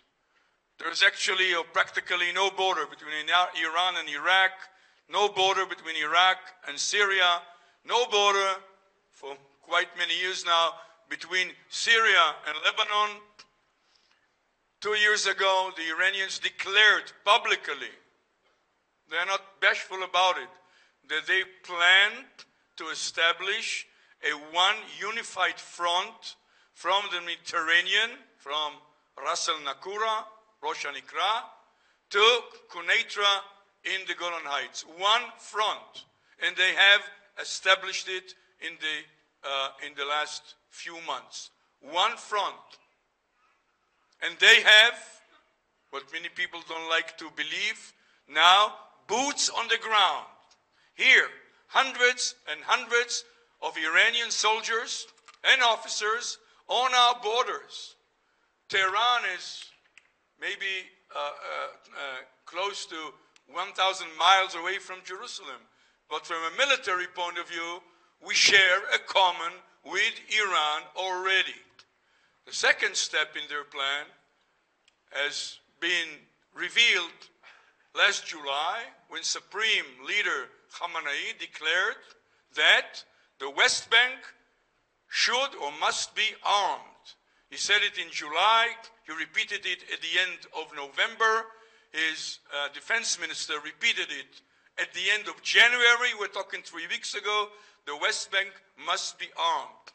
I'm saying that so that we all recognize the fact that even without a nuclear toy, and even without an agreement that would ultimately allow them to produce such a horrible weapon, these loonies, openly threatening, openly calling for the destruction, the annihilation of the state of Israel, even without that, they are trying to assume control of the whole Middle East. And they brag officially. Their leaders say, our borders now stretch from Bab el-Mandeb, connecting the Red Sea to the Indian Ocean, to the Mediterranean. This brings me again to the attempts, as I think were hinted by my friend Hilik Bar, that yes, they will make an attempt to relinquish parts of Judea and Samaria to whom? Not only to the proxies, say through Hamas, but directly to Iranian influence and armaments. I think it's horrendous. And therefore, acknowledging that the great superpower of the United States of America has a different perspective. It's a great power. It has interests, political, military, economic, all around the world. It is protected by two enormous oceans, and their perspective is different from the one of a small country in a very bad neighborhood. And since the perspective is different, the Prime Minister must go there after he was invited by the chairman of the House and present our perspective. And you cannot count on the theory that each and every member of the House and each and every member of the Senate knows every detail of the agreement that is being now in the making. Just a last note, updating you on today. First noting that last week, the Atomic Energy Agency in Vienna announced that the Iranians are still concealing their nuclear weaponry program. And today, maybe people should know it, the revolutionary guard in Iran held an exercise, a naval exercise. Preparing for that, they produced a one-on-one scale model of an American aircraft carrier. And they launched missiles against it and bombs. And, yes, successfully, they drowned the American carrier. And negotiations go on an agreement that would lead, according to the best of our knowledge, not to a bad agreement, to a very dangerous agreement, not only to us, but to the whole world. I think that Iran, and we shall see to it, Iran shall not acquire a nuclear weaponry ability. It must be prevented this way or the other way. Better this way, through sanctions as severe as possible, in order to hint to them that no, they will not have their way and not get away with their ambitions. Thank you. Just as an administrative note, that was probably one of the most liberal 2-minute limits that I've ever. But due to the existential threat and the agreement at the table, I thought it'd be appropriate for Dr. Begin to continue for the full 12 minutes that he did. But if I might beg your indulgence, just to try. I saw that. I think there might be a national unity government in the making here. I will forego the rest of it. I'll keep silent. No, please. No, God forbid. I'm just admitting that my ability to manage that 2-minute limit just went fifing for last minute. But Uri Bank, how do you see the Iranian? What will you do, and what will your party leader Naftali Bennett do in order to counter this terror threat and this nuclear threat? Well, I have a secret for all of you, and especially for my colleagues here, Dov and Chilik, who feel that Netanyahu is going and stating our case in the strongest way possible in Washington, D.C. right now is not politically correct. If the Jews and the Israel nation want to survive in this world, in the bad neighborhood that Benny Begin here mentioned a minute before, when we're surrounded by nations who want to annihilate us, finish the job that Hitler tried to do all those years ago, never again is not just a saying. Never again needs to be our diplomacy. It needs to be what we put out there in the world as our deterrent, and that we will do anything and everything in our power, and we have a lot of power, in order to deter our enemies. And if you don't help us, then we're going to take care of it by ourselves. And that needs to be clear to everybody on every level when it comes to the Iranian threat. But also, and this is very much tied into when it comes to the way, like Ashley mentioned before, we dealt with the Hamas and with Ashraf and Palestinian terrorism. And Netanyahu's done a wonderful job having backbone against Iran and being the guy saying that this is horrible. But when he supported disengaging from Gush Katif, then he showed the world what it means to be weak. And the world does not respect the weak. The world respects when you come and state your case and you say, the land of Israel is ours. We have every single right to it on every level, spiritual, historically, legally, morally. And we are going to protect our children here, and nobody is going to have a bomb. And if you're going to help them have a bomb, we're going to have to take it out. And we're crazy enough to do it, because never again. That's how you gain respect. Thank you. And that's what Naftali Bennett has been doing, if you're asking me. If you've seen Naftali Bennett on CNN, on Fox News, you've seen a man who knows that we have every right to be here, and we're not taking any BS from anybody anymore. We are unapologetically saying that we have the right to be here, we will protect ourselves, and we will do everything. And if Obama doesn't like it, you know what? President Obama doesn't like anything that we do. We froze settlements. Netanyahu froze settlements. Obama's still not our friend. Netanyahu released murdering terrorists in order to appease the Palestinians. Obama still doesn't like us. You know what, Chilik? Obama's never going to like us. He's never going to help us, and we don't have to do what he wants us to do. Thank you, Irving.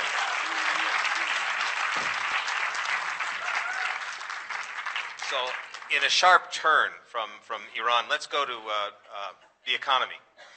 The state controller, exactly 3 hours ago, issued a report to the Israeli public in which we've discovered that since 2008, housing prices have risen some 55% across Israel. This has been an ongoing issue. I know that everyone at every party at this table has been dealing with over the last in this last term and before.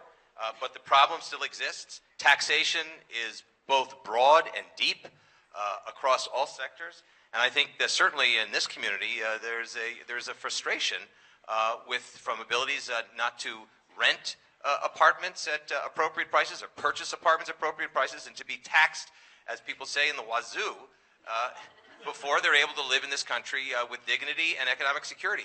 Ashley Perry, what is your party's reform plan to lower the cost of living in Israel, including taxation and increasing availability of housing, etc.? Well, Yisrael B'Teinu, we like to talk tachlis. We don't merely spout slogans. We talk what actually should happen. For 66 years, the State of Israel has basically created a system where those who contribute most tend to benefit least, and those who contribute least tend to benefit most. It is about time we reversed it. I talked earlier about Israel spending 20% of its budget on defense. Do you know how much they pay for defense in Western Europe? Less than 2%. So that means our cake isn't that big. So what we have to do is we have to deal it out wisely. I would love to sit here and spout 100 different programs which I'm going to give all your money to, and it's unrealistic. No, what I'm going to say is simply one thing. If you contribute to the country, you serve in the army, you serve in or in Shurut Laumi, obviously if you make Aliyah, there's an exception to that. If you work and you pay taxes, you should get the benefits. Those who don't should get lesser. So first of all, we're saying to those who contribute to the country, they should get first, and we want to incentivize those who are contributing less at this point to contribute more, because the more they contribute, the greater the pie will be for everybody else. We have two particular laws, because I could talk about we want to raise the cost of, lower the cost of living and raise this and raise. I'm going to talk two specific laws with the principle that I just mentioned in mind. The first one is, there are so many people out there, and I have many friends in this boat, who can afford to pay exorbitant rent, and they could afford to pay mortgage, but they do not have the initial capital to put down 33% of the cost of a house. And that's what it is at the moment. You get 67% mortgage or 70% mortgage. We are offering 90% mortgage. The difference between what you can get at the moment and to 90% will be paid by the government, but it will only be given to those who serve their country, who contribute to society, who show solidarity with this country. Then those people will be able to get and only have to put down 10%. And I know most people would be able to find that 10%. And this is the way to get young couples onto the housing ladder. The second thing is, I know for myself, my wife and I both want to work full time, but we have 4 kids. And, Tsaronim, afternoon activities, are also exorbitant. They can cost thousands of shekels if you can even get there, if you can even get home in time. My wife and I have to sit every day figuring out who's going to be home first to get this kid there. That's ridiculous. We should be helping as many people to work full-time as possible. So we are going to offer for every single child from the age of 6 months to the age of 6, free afternoon activities, Saron, with a hot meal and not just a babysitting service. But again, with a proviso to give first, not only, but to give first to those who contribute to the society, to who want to work, because the more people will be able to work, the more taxes then will go back into the state buffers, will then be able to give out to everyone else. So we want to incentivize those who are not contributing, and we want to give to those who contribute most. We want to give them the greatest benefits. Thank you, Ashley Perry. Rabbi Lippman, how do we solve the housing crisis? I mean, you're Yair Lapid. We want to stay away from the small tactical politics of this question for you. But when you sit in the faction and you have these summary discussions and brainstorms, what happened? What happened that we have not succeeded, not in this term, certainly to solve the housing crisis? Elections. You come into office and you establish your programs and your plans. I sat next to Tzachi Hanegbi from the Likud the other day at a panel, and Tzachi Hanegbi stood up, and I was very proud of him for the honesty, and he said, no one can blame Yesh Atid for the fact that the prices they haven't had enough time for their programs to go into place. He was doing that to argue that we have to have longer, more stable governments, and that was his point. We have a very clear housing plan that was being implemented. If you look at the comptroller report, the biggest issue is that there was never any kind of an organized effort or plan. Yair Lapid was the head of the housing cabinet, which brought together all the relevant ministries to streamline together the plan to allow a situation where, as Uri said, and I agree, where there were over 50,000 units constructed this year. It's a record in the history of the state of Israel of marketed to the public. That you have to build to streamline the process. That's number one. You mentioned rentals. 150,000 low-cost rentals being built throughout the country. That was part of our original plan, and that's in the process of being implemented. So when you talk about the cost of housing, and yes, giving young couples who want to be able to buy a home the ability to do so with 0% VAT and at 240,000 shekel less, that's something we want to give to young couples. That's not the plan to bring down the cost. That's an additional point to give as well, and we believe that if we have the time to implement all of that, it would happen. But it goes beyond housing. I mentioned before the small businesses. Our small business plan, where we said to small business owners, you don't have to pay VAT until all the money is in hand. It used to be they'd pay VAT immediately, even though the money wasn't in hand. That as an example. Couples that have a small business together aren't viewed any longer as two separate people, but as one unit for taxation. These are all things which help to bring down the cost of living. But most importantly is the 2015 budget, which was on the table when elections were called. This is very important for everyone to hear. This is not a campaign promise. It's a budget. It's a big box in my office. It exists with an increase of 10 billion shekel to all the social ministries, to health, to welfare, to education, to take 200,000 senior citizens and lift them above the poverty line. This was all on the table when elections were called. By the way, we could do all of that without raising taxes. The question is why? That sounds like a campaign promise. It's this booklet. It's right here. Anybody wants to read it can. It shows where all the money comes. It comes from fighting corruption. There's money everywhere if we go after it and willing to do so. And that's how you can have a 2015 budget without raising taxes if we would be able to do so. And we asked the Prime Minister, we said, you want to call for elections? Call for elections. Pass the budget first. All of you right now are living in a country without an operating budget. It's the 2014 budget cut into 12 parts. We said pass it first and then call for elections. He didn't want to do it. We're stuck. We want to be able to continue where we left off and let all of our programs continue to be able to contribute to bringing down the cost of living in Israel. Thank you, Member Knesset Lippman. Hilik Bar, how do we lower taxes in this country? Hilik Bar, how do we lower taxes? With your permission, I don't want to talk about taxes. I have a lot to talk about taxes, but I want to say something about affordable housing because this is a really big problem. Now, Ashley, forgive me, by your things, I almost thought that you thought with us, sat with us in the opposition. You said what the government should have done, what you should have done. You've been there for the last 700 years in the government. You didn't do nothing, okay? You didn't lower the cost of living. You didn't lower or made a housing affordable in Israel. Now, we didn't have the housing ministry or any of these. Not you, your party, Lieberman, of course. I can tell you what we tried to do and what we did before. We, for example, Stav Shafir and myself, and Orly Levy, by the way, Orly Levy from his party, from Israel Beten, which is amazing, member of Knesset, I have to tell you, we understood that the government cannot lower the housing prices, so we initiated a law to inspect the rental market in Israel, because this is a jungle. 2 million Israelis renting a house. It's a jungle from year to year. We thought that if it will be inspected, like in Israel, more people will be able to rent, less people will want to buy a house, and then the prices of the houses will reduce, okay? So the government objected. This guy's boss, Yair Lapid, came with the VAT zero plan. It's not a genius plan, but it's a plan. They initiated something.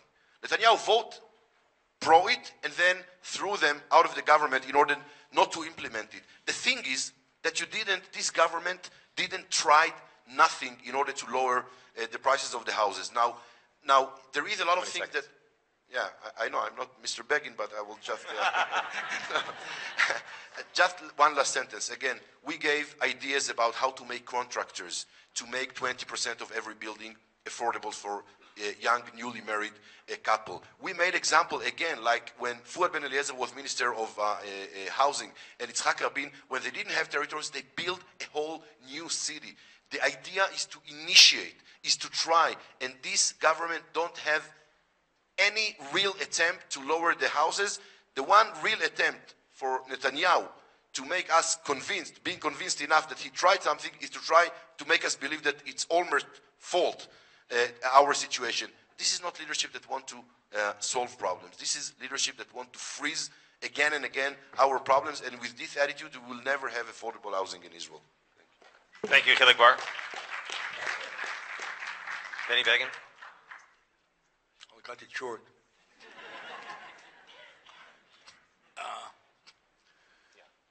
Back in 2009, when I started my service in Mr. Netanyahu's cabinet, the number of apartments that were built annually was about or less than 20,000.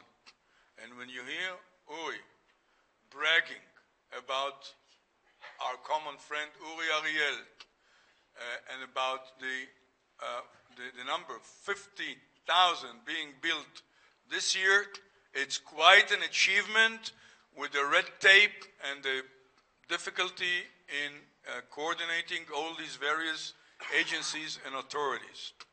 But, conclusion, you're a very warm audience. May I tell you, I don't want to see you again in a year and a half debating before the next elections or the elections after these. We need a stable government. We need the plans of Uri Ariel. I think that he may be again the Minister of Housing with his efficiency. And we built 60,000 and 70,000. For that, we need a strong backbone of the next government with a strong Likud under Mr. Netanyahu. Thank you, Benny Begin. Uri Bank, taxation, housing. Look, we did it. I'm very proud to sit here today and tell you that we had a phenomenal term of only a year and 8 months, unfortunately, and it is too bad that we didn't have the whole full term to do the things that Naftali Bennett was able to do in the economy. I don't know if you know this, but he was the chairman of the governmental committee on lowering the price of living, and he did it. This year, produce has been brought down by 5%. Because he was able to identify and break up the monopolies, the agricultural cartel and the cement monopoly. These are things that are bringing down the price of living because we know what we're doing when it comes to economy as well. And I mentioned before, and Benny just repeated, we've had a record year. The last time that anybody built anything close to, or marketed anything close to the amount of housing that Uri Ariel did in this past year was more than 20 years ago, when Ariel Sharon was the Minister of Housing, building like crazy in the early 90s in order to bring in the Russian Aliyah. This has been a record year. We need at least 40,000 houses a year to stay with the demand. And there's only been like 30,000 each year, so there's a tremendous deficit. Uri Ariel, unlike Yair Lapid, who came in with, I'm sorry, a foolish plan. And it's not me saying it's foolish. The economists in this country said that giving free VAT for young couples is only going to increase the demand. And you increase the demand when there's not enough supply. That raises prices. So essentially what Yair Lapid committed suicide on and brought us to these elections is on a crazy plan that doesn't make sense from an economic standpoint. Uri Ariel got it right, and that's what comes out of the comptroller's plan as well right now. We marketed like crazy, and if you give us another term, and hopefully he will be the housing minister, we'll keep doing more of the same, more of the good stuff we've done for the economy of the state of Israel. Okay. Now I want to turn to an issue that is very pressing. That's the Palestinian issue. We're going to try and speed it up just a little bit just to manage all of the 5 issues that we want to attack this evening. Ladies and gentlemen, many of you may have heard the recent statements by the administration regarding a possibility of a resolution being driven through the Security Council, essentially establishing the contours of a Palestinian state in total violation of all agreements signed between Israel and the Palestinian Authority. At the same time, the region has never been more unstable, with Iranian proxies on every one of Israel's border. In this context of diplomatic assault against Israel by the Palestinian Authority at the International Criminal Court, potentially at the UN Security Council, with Iran surrounding Israel and all its borders, to what degree do we need to pay attention to Israel's red lines in terms of security and vital interest vis-a-vis the Palestinians? Hilik Bar, I'm going to start with you because the head of your party, Isaac Herzog, said yesterday in an English language press junket at the Har Zion Hotel that Israel's red line when it comes to security is the security border of the state of Israel, he said, is the Jordan River, which means that, as we understand the concept of defensible borders, which is Yitzhak Rabin and Yigal Alon's security program, that there would be Israeli troops assigned to stand permanently on the eastern border of any future Palestinian entity if it were to arise. Does that ring true for you? And if that's true, your position is not that different than what Prime Minister Netanyahu has been talking about for the last term. It is different, and it's not different in these ways. It's not different in the way that if we will give the Palestinians the option to force a Palestinian state on us, so yes, we will say the Jordan River will be a place that we will have to have our troops and the IDF. But the biggest difference, and when I talked about defeatist attitude, we heard it very good from our two right-wing friends to my left, is to, and this is what we think, is to not let any solution to be forced on Israel, is to create, or at least to try and create the solution between us and the Palestinians, because Abbas is doing what he should do, and he's trying to fight. By the way, I can give him 1 point for not trying to fight as Hamas is fighting us, because we are losing to Hamas. He's trying to fight with us diplomatically. He's going to the ICC and to the UN, and he's winning there. He's winning the small, poor Abu Mazen.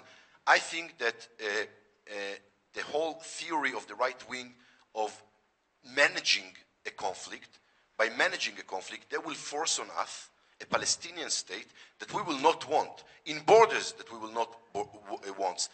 A courageous leadership solve a conflict, not manage a conflict. I truly believe that if we will make any effort to solve the conflict, we will succeed exactly like we succeeded before.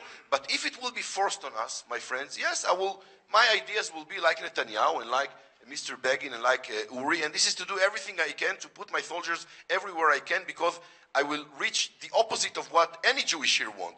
I will have a Palestinian state, not in my term, and the conflict will not be over. You don't have to be a very big chuchem to achieve that. Thank you, Hilik.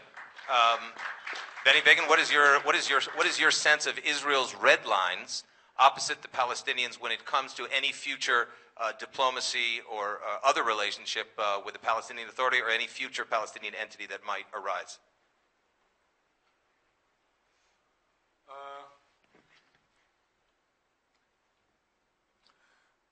Trying to sell us again all these illusions about possible agreement with the PLO/Hamas, even without Hamas, should be proven futile, at least with Israeli citizens who know better.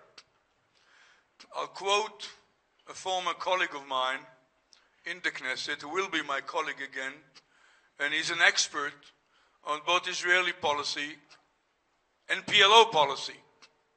His name is member of Knesset Ahmad Tibi. And he said several years ago, several times, about the negotiations held by Ehud Olmert, the maximum that Ehud Olmert could offer falls short of the minimum that the PLO needs or would agree to. I asked him after a while, do you still stick to your observation? He said, well, I tend to change it somewhat.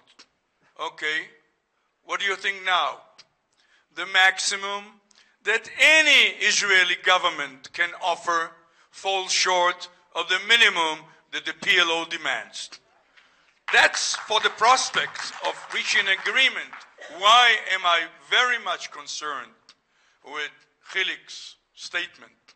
He says, as I predicted, they will do their utmost to solve it, since they would know, and they should know, and they do know, that there is no possibility of reaching an agreement with the PLO a group that denies the very right of Jews to establish and maintain a sovereign Jewish state on any part of Palestine, then they will push themselves to a corner in which they'll have to prove the electorate their seriousness by resorting to unilateral withdrawals here and there and maybe of most parts of Judea and Samaria. That's the danger. In order to eliminate it, again, vote Likud, strengthen a backbone of a government that will not agree to resort to such steps. Thank you, Benny Begin. Member of Knesset Lippman, when it comes to Yesh Atid, where do you stand in terms of red lines on Jerusalem and opposite, going and eastward opposite the Palestinians in what's known as the West Bank, Judea, Samaria? Jerusalem is not on the negotiating table. It can't be divided. Jerusalem is our capital. If Yair Lapid was sitting here, not me, he would say that when we returned after 2,000 years, we returned not to the Israeli towers in Tel Aviv, but to the Tower of David in Jerusalem. And Jerusalem is not just a city, it's an idea. So Jerusalem is not negotiable whatsoever. It's not on the table. From our perspective, I agree with what Professor Begin said, Dr. Begin said, that there's no possible way that Abu Mazen can ever make the compromises that we would need him to make in order to feel that we're safe and secure as a state of Israel. Our approach to dealing with the conflict is to look at it in more of a regional context. We believe that's the only hope we possibly have of, if we can be successful in separating from the Palestinians. We don't call it peace with the Palestinians. It would be in a regional context. Egypt, Saudi Arabia, Jordan, the Gulf states have reached out to us in terms of their fear of ISIS and fundamentalist Islam, and they want our help in that effort. The only way we can see separating from the Palestinians is in the context of bringing the Palestinian issue into that regional solution. But any agreement that's made would have to be done, first of all, like I said, Jerusalem is not negotiable. Number two, Israel has to be in complete control in terms of security arrangements. And until we're sure that we've taken care of those security arrangements, there's no possibility that we could have an agreement. But if we're proactive and we try to make the determination how to move forward, that's the way we could see it possible to separate from the Palestinians. Thank you, Member Knesset Lippman. Uri Bank, where do you stand? Where do you stand on red lines? Well, I think the red lines with the Bayit Yehudi are pretty clear, and I stated them before. We absolutely, unlike any of these other parties, will not capitulate any further land to Palestinians or any other Arab entity. And once again, the Likud is not headed, unfortunately, by my good friend Benny Begin. You know, Benny, I love you, but Prime Minister Netanyahu, it doesn't even agree with you. I mean, he is going to negotiations and says he's going to do it again and again, and he's for the two-state solution. And he's willing to pay prices, crazy prices, where they make preconditions on building freezes and releasing terrorists. Our Prime Minister Netanyahu is willing to pay those prices for these crazy plans. There has to be a paradigm shift here. And the Prime Minister is not contributing to this. And the paradigm shift is what Naftali Bennett's starting to talk about, and telling the world and telling ourselves here in Israel that if we want to bring stability to the region, we have to start talking about annexing Yehuda and Shomron. There's a consensus in Israel today, including the left wing, who know that there are already 400,000 settlers in Yehuda and Shomron. They're not going away, and we are never going to do again what was done to the settlers of Gush Katif and northern Shomron. Therefore, we want to bring stability. We are going to start annexing parts of or all of Yehuda and Shomron, of Area C of Yehuda and Shomron. That will bring in all of the settlers, all of the Mityashvim into Israel, just like we annexed East Jerusalem and Golan. And that will bring in roughly 60,000 Palestinians who can have the right to vote for the Knesset. It won't change our democracy. They might get one more seat in the Knesset. And that will bring tremendous stability and stick to our red lines of no more of this foolishness. Nobody is going to have guns in this country between the Jordan River and the Mediterranean Sea besides Tzahal. Thanks. And nobody is going to police a police force here except for Mishteret Yisrael. Thank you, Uri Bank. Ashley, give us 2 minutes. Give us a bottom line 2 minutes on your red line. First of all, I am the only member of a party whose leader actually lives in Yehuda Shomron. So when we talk about Yehuda Shomron, we're not talking about this from the nice, comfortable homes in Ra'anana, Tel Aviv, etc., etc. So, Yuda Shimon to us is not a slogan, and I'll talk a little bit tachlis, because, you know, our slogan is talking tachlis. And I could sit here and say whatever I wanted, we're going to annex every inch. Let's be honest, if Abide UD had 120 members of Knesset, they wouldn't annex 1 inch. Let's be honest. Second of all, we've got to talk tachlis. My leader has left important positions 3 times when they wanted to give up land. The first time when he was Director General of the Prime Minister's Office and Benjamin Netanyahu went to Y and signed away Hebron and some other things. He resigned that position. When the disengagement was on the agenda, as Uri said, if Benny Begin was running for Prime Minister, maybe I wouldn't be sitting here against him. But at the end of the day, Bibi Netanyahu, who voted 4 times for the disengagement, twice in the cabinet and twice in the Knesset. My leader left immediately from the beginning. Tachlis, not slogans, action. The 3rd time is when Ehud Olmert went to Annapolis and he offered Abu Mazen the kitchen sink. Literally. Avigdor Lieberman left the government. It's quite clear that Abu Mazen cannot and will not make peace with Israel. Our red line is very simple. Any government that continues the Oslo process is a government where Yisrael Beitenu will not sit inside. Thank you, Ashley Perry. So we've heard it said we've hit a time turning point here, and because we're such a robust democracy, and I'm just here on behalf of you, our esteemed audience, I'm going to ask you a question, your question, just by a show of hands. We have very little time. Would you prefer to hear the candidates and our members of Knesset speak about the debate over parliament building, 1, or would you prefer to hear about the tensions in religion and state? Please raise your hands if you'd like to.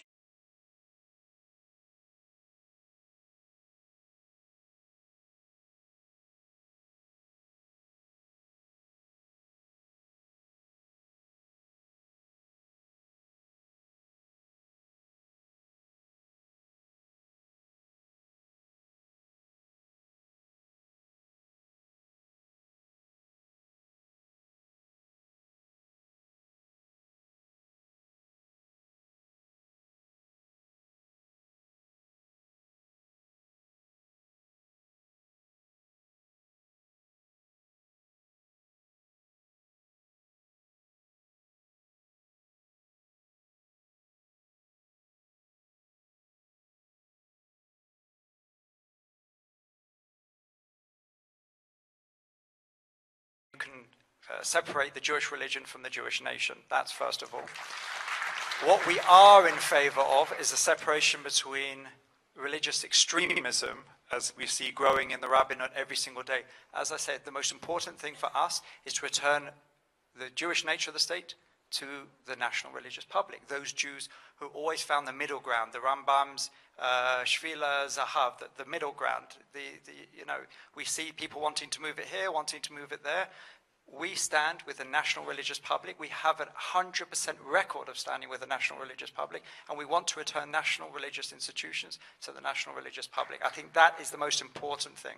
Thank you, Ashley. Dov Lippman, where does the Yesh Atid stand on Shabbat legislation, restrictions through legislation versus the status quo? 1 minute is not enough to deal with this issue and the complexity. Granted. This is an issue which brought me largely to the Knesset. We returned to our country after 2,000 years, and we established a Jewish state, and there are secular Israelis all over the country, and I travel around and I hear this, who say, get ready for this, we hate Judaism. That's part 1. And part 2 is that we hate Judaism. They're not looking to go out, they're looking for a way in. And when I sat with Yair Lapid the first time, we realized that we agree about 80% of the issues. On 20% we disagree, and sometimes. And he said, but Israeli culture has told us, be in different camps. He's in the secular camp, I'm in the religious camp. Let's fight against each other for the next 500 years and get nowhere, and in the process, keep pushing Jews away from their Judaism.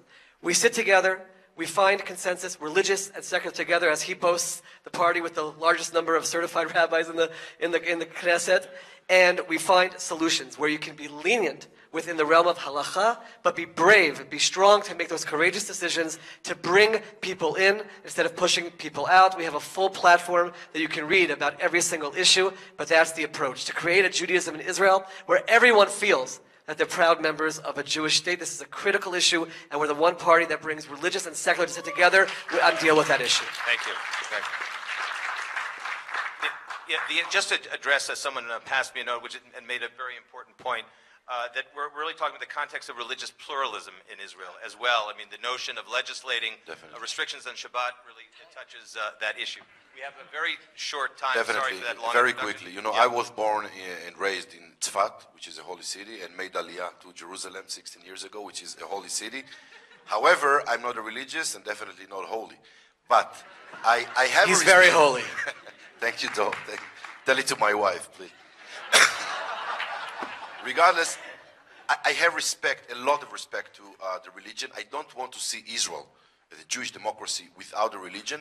But I do ask from Israel to remember that more than half of the Jewish world, and definitely of those who live in Israel, are not ultra-Orthodox and not practice Judaism in the ultra-Orthodox way. And I always said that if I was a child, and I had, for example, I don't want to be an ultra-Orthodox, I don't want to be a national religious, but I don't want to be secular. And right now I am secular, although my 4 years old know the Kiddush and the prayers by heart, okay, because we are doing it every Shabbat. If I had the middle option in Israel, the Reform way, the conservative way, maybe I was a religious Jew, but is it a religion? Yes. We are very proud in the Labour Party that the Reform movement in Israel and their chief rabbi or manager, Gilad Kariv, chose to join the Labour Party formally because I told them years ago, Rabbi Gilad Kariv, listen, Israel is a jungle. If you want to make a change, join politics. The ultra-Orthodox have power because they joined politics. The national religions did the same. Now, I'm not against them. You know, I was a city councillor in Jerusalem. I understand that we can work lovely together. The national religious with the secular, with the ultra-Orthodox. We have the saying that we can work with each other or be hanged next to each other. And this is very true for the Jewish community that we have here in Israel. And this is why I will recommend next Knesset, that the Knesset will give more attention to the different streams that make our Jewish community or combine the Jewish community and see how the dominancy of the ultra-Orthodox will remain in many ways, but we will open our doors as Israel, as Knesset, and in legislation to different streams of Judaism. We have to do it because this is a huge part of our people. Thank you, Chilik. Dr. Begin, what is your sense about, should we continue with the status quo, or how will religious life and the tension between religion and state look over the next years? I don't see a Shabbat legislation is feasible. I don't think so, to be realistic. But your question goes to a more basic consideration that I've been wondering about for quite many years. I'm not sure that people really remember or know that double statement characterizing Israel, a Jewish and democratic state, as stated in one of our basic laws, is actually a fruit and a result of an attempt by then member of Knesset Amnon Rubinstein to form a wide enough majority to allow the Knesset to legislate that basic law. It was a kind of a compromise. He insisted on a democratic state, and religious parties insisted on balancing it through the term a Jewish state. A Jewish state, a Jewish democratic state. I can see a lot of problems in this descriptive. And the reason is that I don't see an agreement between Jews on the practical meaning of a Jewish character of the state of Israel, or the city of Haifa, or the city of Tel Aviv. I sometimes ask myself, how many tons of gefilte fish should be consumed in Tel Aviv for Tel Aviv to be regarded as a Jewish city? And therefore, in order to evade the issue, which I think would be better for all of us, I've been using a more objective term. I even would say a scientific term, which is the following. Israel is the nation state of the Jewish people. And the nation state of the Jewish people should include in total, full respect other nationals too. But by definition, it's the nation state of the Jewish people, and let the other attributes take care of themselves through time. We can leave some work for our children and my grandchildren. I'm not in a hurry. Thank you, Benny Big. That's my view. Thank you. Uri Bank, Religion and State. We're the Zionist religious party, and previous leader, historic leader of the Mafdal, one of the forerunners of our current party, Yosef Burg, said that really when we say Zionist-religious, our historic responsibility is to be that hyphen between the two, and we're the best equipped to do that job, and that's what we've been doing for the past year and 8 months, streamlining the way that religious affairs are dealt out in this country, making marriage zones open so you can go to whichever rabbi you want to go to, putting in Zionist rabbis all over the country instead of ultra-Orthodox rabbis who have been a turnoff for secular sides of society, conversion being a more moderate take on things with the blessing of Rabbi Druckmann, who was shunned by the ultra-Orthodox world. He's a goy now, right? We're a Bayit Shel Goyim, but nevertheless, this is the type of modern Orthodox liberal way of looking at the Jewish nature of the state, where we have to find the happy medium and the balance between the fact that it is a specifically Jewish state, like Ashley said at the beginning. There can be no separation of synagogue and state when it's the Jewish democratic state on one hand. On the other hand, it has to be open with the least amount of coercion as possible, and in the public sphere, yes, specifically Jewish, but in a way that secular Jews can feel good with their Judaism and not turned off by it. That's our historic job, and we're doing it. Thanks, Uri. Okay, we've come right to the end. Everybody has a final statement of really 30, 45 seconds. One message you want to leave with this wonderful audience we have this evening. Chelik, you want to start? Your final message, what is the bottom line message you want to leave with this audience this evening? Yeah, I think that Zionism is about trying to make our life better here. And it's mean in social affairs, in economy, in welfare, and also in the conflict-wise. Okay? I think that if Menachem Begin, Benny Begin's father, would listen to this Begin, we wouldn't have peace with Egypt. He wouldn't try. He said, let's manage it. And I think that the profit that we had until now from peace with Egypt, which was really a strong country, and with peace with Jordan, it's something that is definitely achievable with the poor, small, demilitarized country that everybody... By the way, are you scared enough from what they told you? Are you scary enough? You know, one message that I have to these people before they are going to vote, don't let anyone scare you.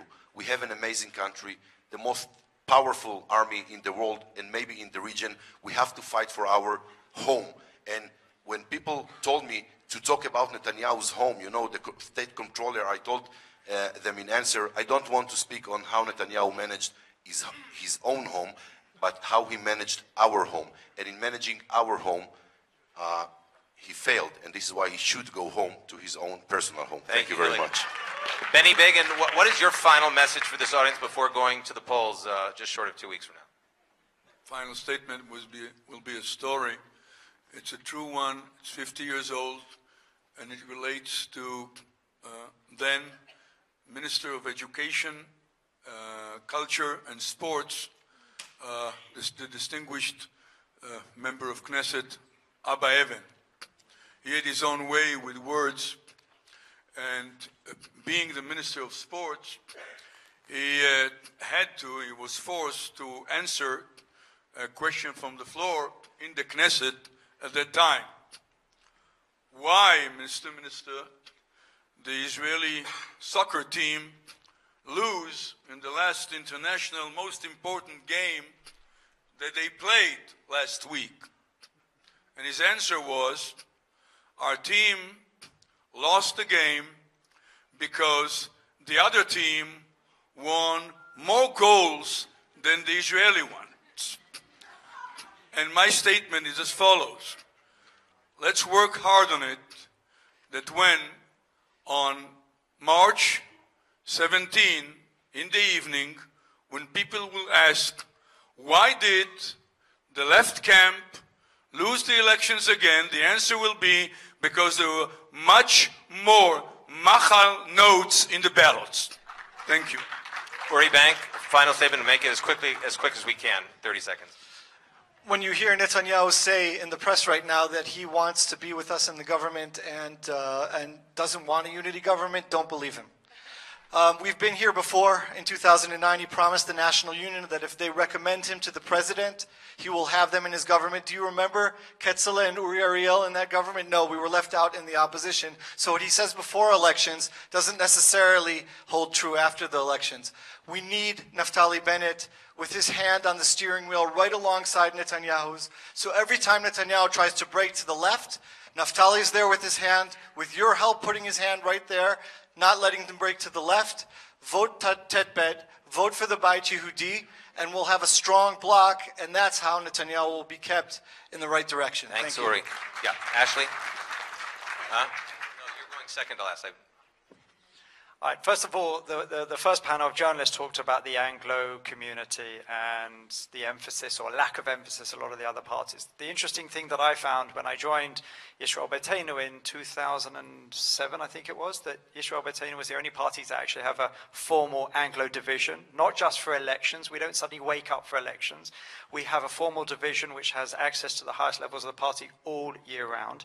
We are the only party which has our platform in English. So everything I say here, carry on reading our English language website because we take the Anglo population seriously. But my sort of final remark, these are the elections of brand advertising. You know, what are the major slogans of the major parties? Vote for us, not them. Or they say vote for us and not them. And the others say don't apologize. And this one says this. These are very nice slogans. And if I'm buying detergent from these guys, perhaps they will be able to sell me. You know, if you say a brand long enough, maybe you'll buy it. But if they really explain what's the difference, what is the difference between Bougie and Bibi? Really, on the Palestinian issue, probably very slight, but they're trying to say, no, we're so different. Explain how you're different. Why are they wasting tens of thousands, hundreds of thousands, millions of your tax shekels to show the Prime Minister as a babysitter, as the Prime Minister ordering pizza? This is how you're going to vote in your elections.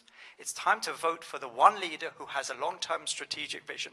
And I've agreed with what Benny Bacon said, probably 99% of what he said tonight. One thing I didn't agree is he said, we'll leave these issues for our children and grandchildren. No, we cannot afford to gamble with Israel as a Jewish and democratic state. We have to deal with all the issues, economic, social, diplomatic and security now. We cannot afford to leave anything for the next generation because we are putting the nature of our state in doubt. And Avigdor Lieberman is the only one who has long-term strategic visions on every single issue. And you can read it on our website.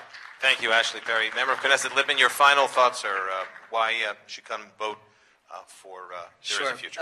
There's an elephant in the room, and that is we all made Aliyah to live in a special country, and there are core issues that we didn't even talk about tonight here on the panel. Issues regarding the Haredi community and its involvement in the rest of Israel, the health system which is collapsing, education which needs to be overhauled. All of these core issues, religion and state issues.